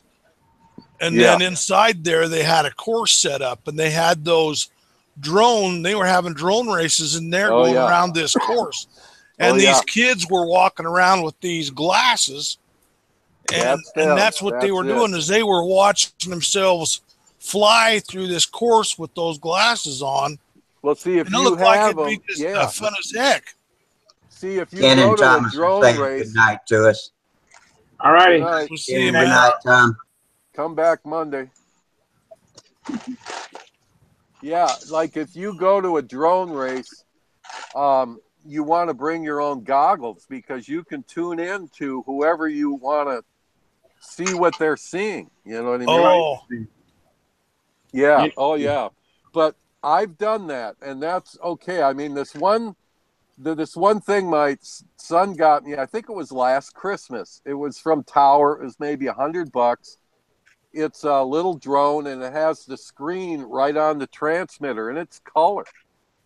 And I fly that thing in the house. I fly it outside if it's real calm, I can fly it. In fact, it flies good at night, but there's just 2 little tiny indicators on the drone, so I really have to fly the drone back to to the front patio because I have a screened-in enclosure and back.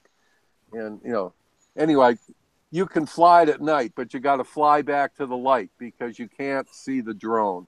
Okay, you got to use the drone to get back. Yeah, it looks like those things would be fun, though.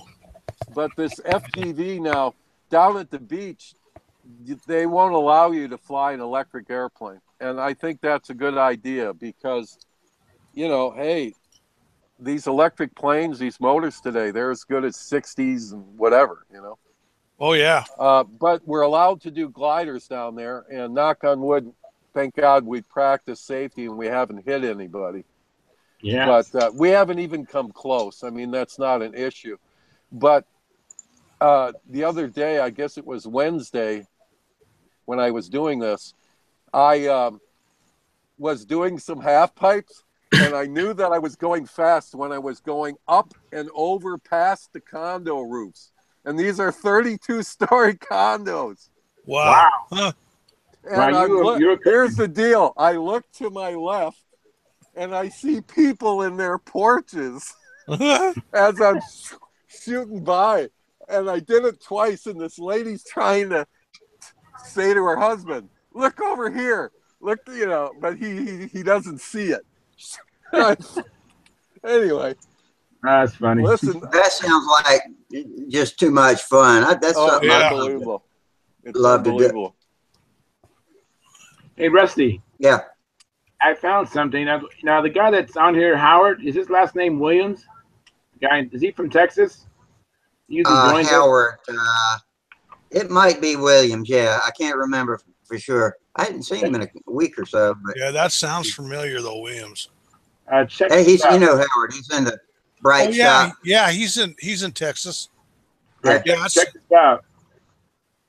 I got something here. How am I going to do this here? Application. Let me close.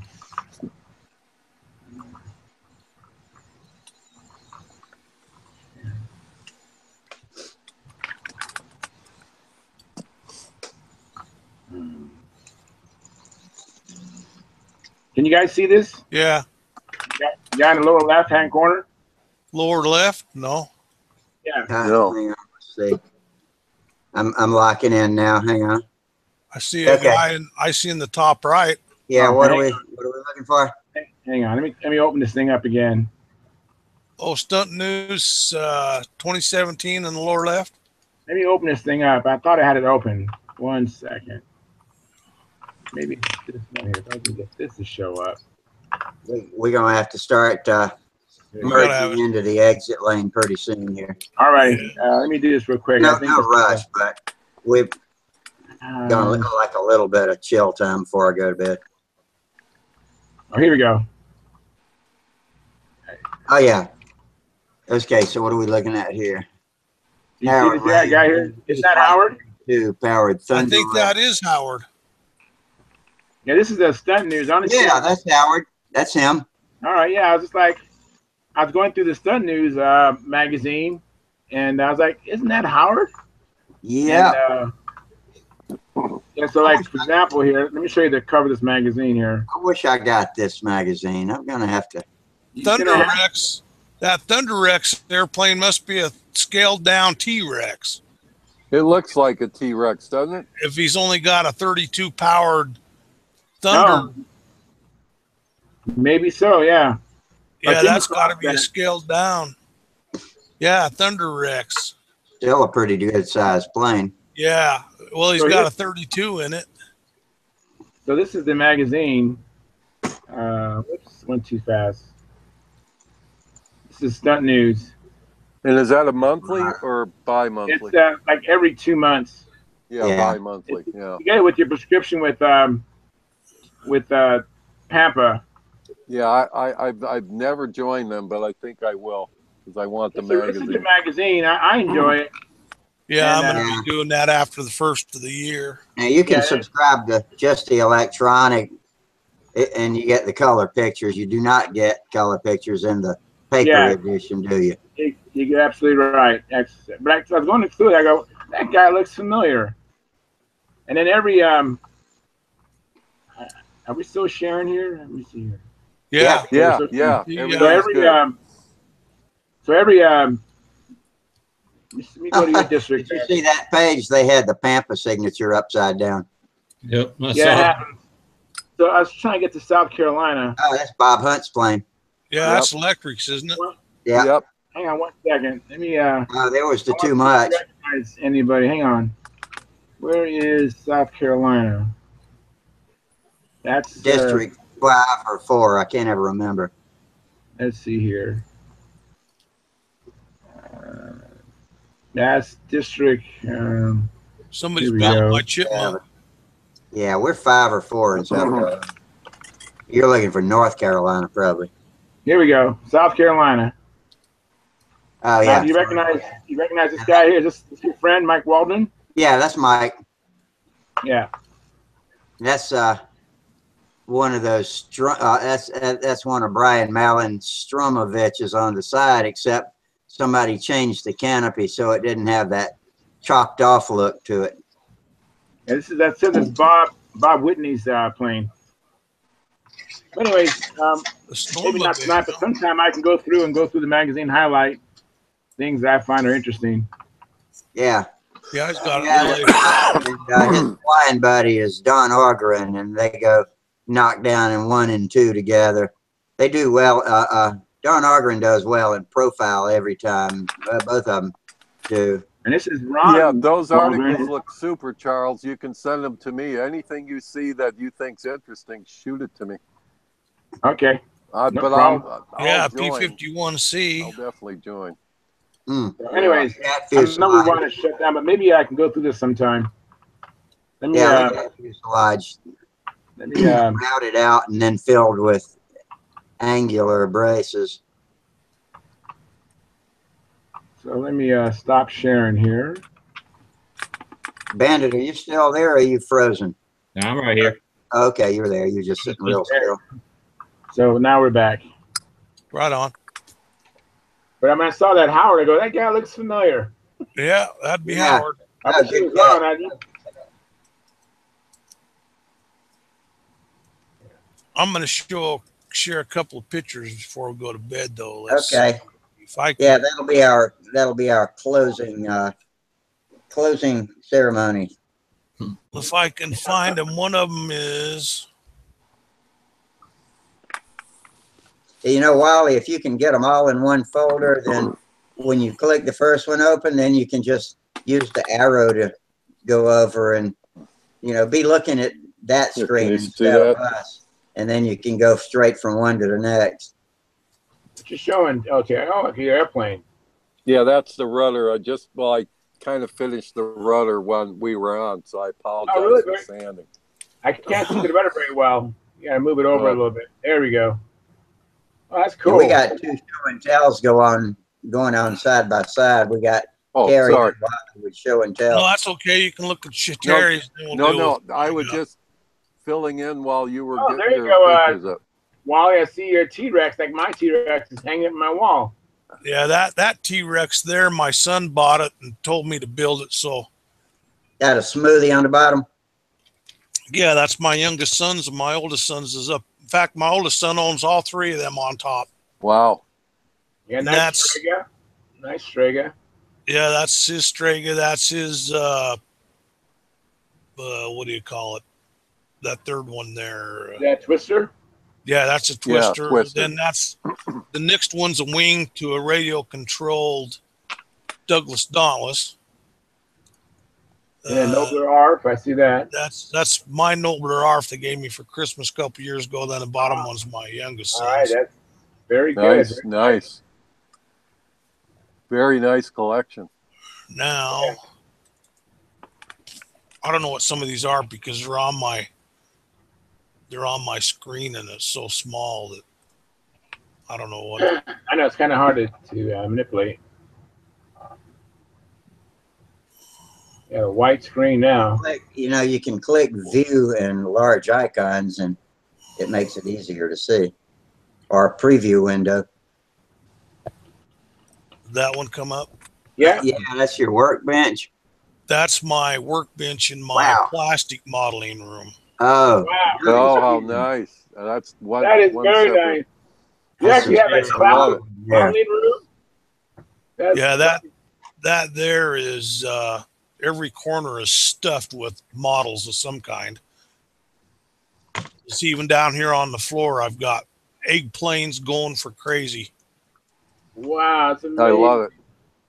That is so cool. I would love to look through all those little drawers, Wally. Oh, I got so much crap. Now this one here, I'd love to go through those. Wow, that's amazing.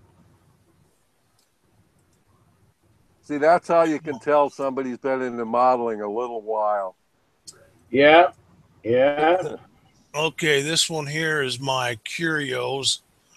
The middle one here has got it's stuffed full of egg planes. Very cool. And the one on the left has got a big old Hawker C, what do they call it? Sea Fury? No, it's not the Sea Fury. It's the, oh my gosh, I can't believe my mind's going blank. It's not a P-51, right? No, it's the, oh my crap, I can't believe I can't think of it. Is it the one with the weird tail? No, it's the one that they had it before the Sea Fury? No, it was before the Spitfire. Oh, Hawker? No. Yeah, it's made by Hawker, if I remember right. I don't know why I can't think tonight. Yeah. But anyway, the next one is my Hawker Sea Fury. That's that I made into the Spirit of Texas. Very nice. And then down below that, the red and white one there, that's my F-104. They call that the RB-104. That's has a speed record too. And then all my little minions below that. And then I got a tractor. That's amazing, man. Very nice. That is very nice. I love the display case too. That is really elegant. Very nice. Okay, we'll pull this one up. This room here is actually part of my balsa modeling room. And you see all that rack there is all full of kits. Well, the left end of it's balsa, but the rest of it's kits. And then down in the corner stack, there's more balsa kits. But the three in the very back are my son Zimmer ARFs to build, which he told me today when I was helping him set up his dyno to go ahead and build them. I'm thinking, I don't know where I'm going to put them. And then you can see up here in the right-hand corner, there's an old top flight Nobler wing up there. Mm-hmm. That there we crashed. Well, the body's over here in the middle of the pile somewhere. But I like your bandsaw. Yeah, that bandsaw does a lot of work. I wish I had not sold my bandsaw. It was antique, but I knew I would be getting into aero modeling or anything like that. Yeah. I sold it to the garage. And I use mine all the time. That and my same larger Dremel scroll saw. I use mine all the time. Yeah, I use my I'm bandsaw swapping and my drill blades press all the time. Yeah. I got to get me another one because one of these days I'm going to start building on my SIG quarter scale cub. I got a big quarter scale cub that I want to get building on, but I got to get a scroll saw and a bandsaw for it because Yep. the print board. So do you have the clip wing version? No, it's the full size. Oh, yeah. Okay, The this big one, one, the 105-inch wingspan. that's a big airplane. Yep. Oh, I've baby got the shoestring. clip wing on floats. Yeah, these are some of my 049 units. That's nice. I like that Very twin. nice. Yeah, the little Waco here, double bi-wing, that's set up for electric power. And that one I haven't flown yet. Which one you haven't flown? The twin?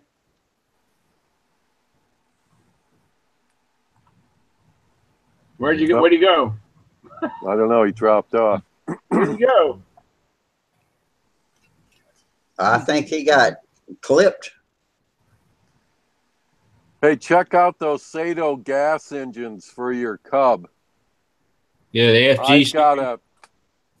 I've got an old Sato 120 Glow 4-stroke in mine, but I yanked that out and sold it, or a buddy of mine sold it at the swap meet for me.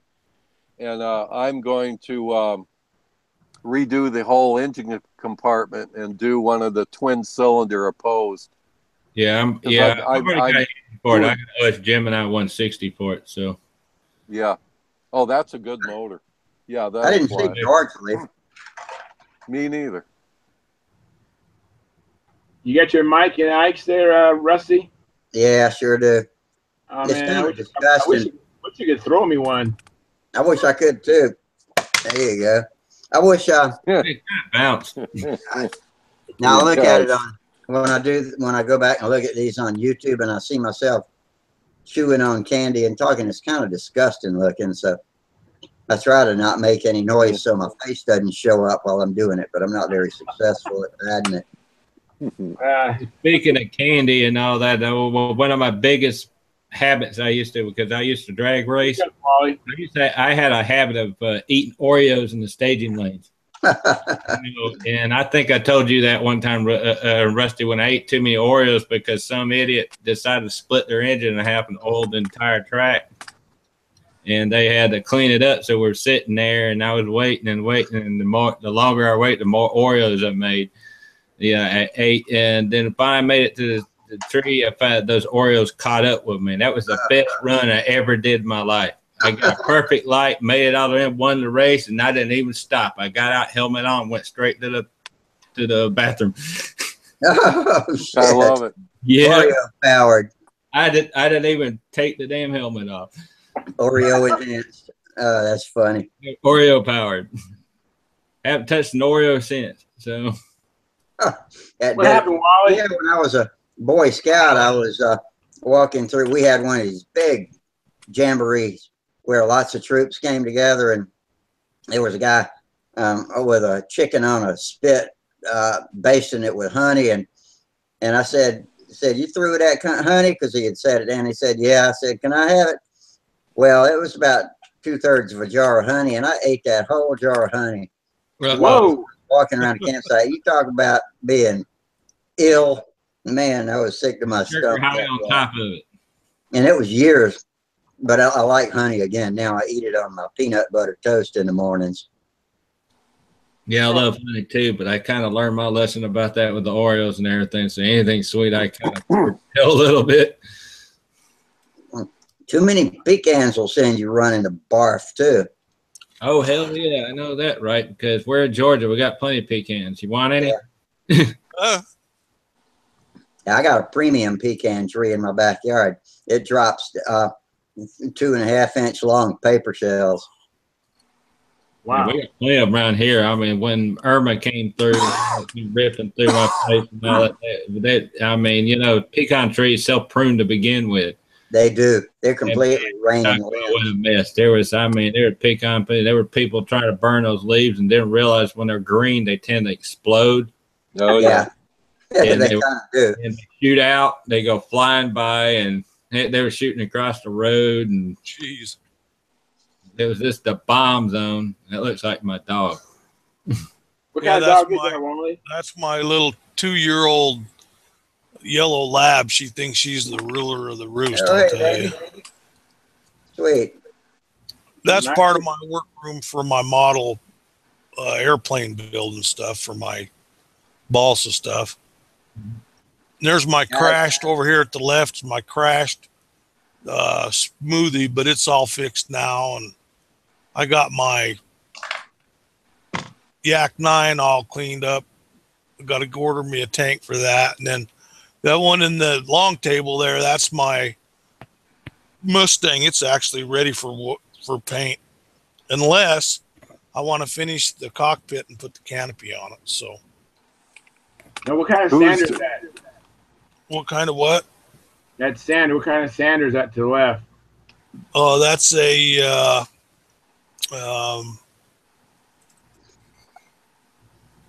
oh crap! I'm not familiar with that brand. Yeah. Oh crap! Yeah. Yeah. Yeah. It's a Craftsman. Oh, Craftsman. Okay. Yeah, I'm always fascinated by people's tools they have. I just picked up a new sander at Harbor Freight over the weekend. It was $59 with a coupon, and it's that 6-inch belt. Yeah. And, I have the same one in my garage. I'm liking it. Yeah. There's a guy on YouTube has a video on how to fix them. Some of them are, manufacturing process is a little deficient in some areas, and then he shows you how to fix some things. Yeah, I tuned mine up. All right. Yeah, it's. My wife said, "Do you have to take everything apart?" I go, "Yes." You kind of sound like me as a kid. I took everything apart. I took everything apart. When I was like 8 years old, I got a pedal car for Christmas, and no fire engine. It took my father about a week to put it together. Well, me myself, I managed to take it apart in 30 minutes. I'll bet. I know. I'll bet that's real. Yeah, that was the old same square nut. Okay, guys, it's time to wrap up the week. All right, man. This was a good finale for the week, and I'm happy with the way the audio is transitioning tonight. That's been a real enhancement. So Dave coming real clear tonight. I bowed the YouTubers goodbye via chat, and so thank y'all for dropping in, and you guys on the live side, thank you for dropping in and keeping me entertained. I'd sure hate to sit here by myself and talk to the YouTubers. So anyway, as usual, y'all be sure and give us a like. That helps things out. And click that super chat $sign under the chat box if you feel like giving us a little walking around change. We all appreciate that. And Sparky has to pay the bills too. So thank you, Sparky, for letting us have this this is a great little thing. And I guess until Monday, fair winds, tight lines, and we will see y'all later. See you guys. Bye. See you guys later. Good night, Russ.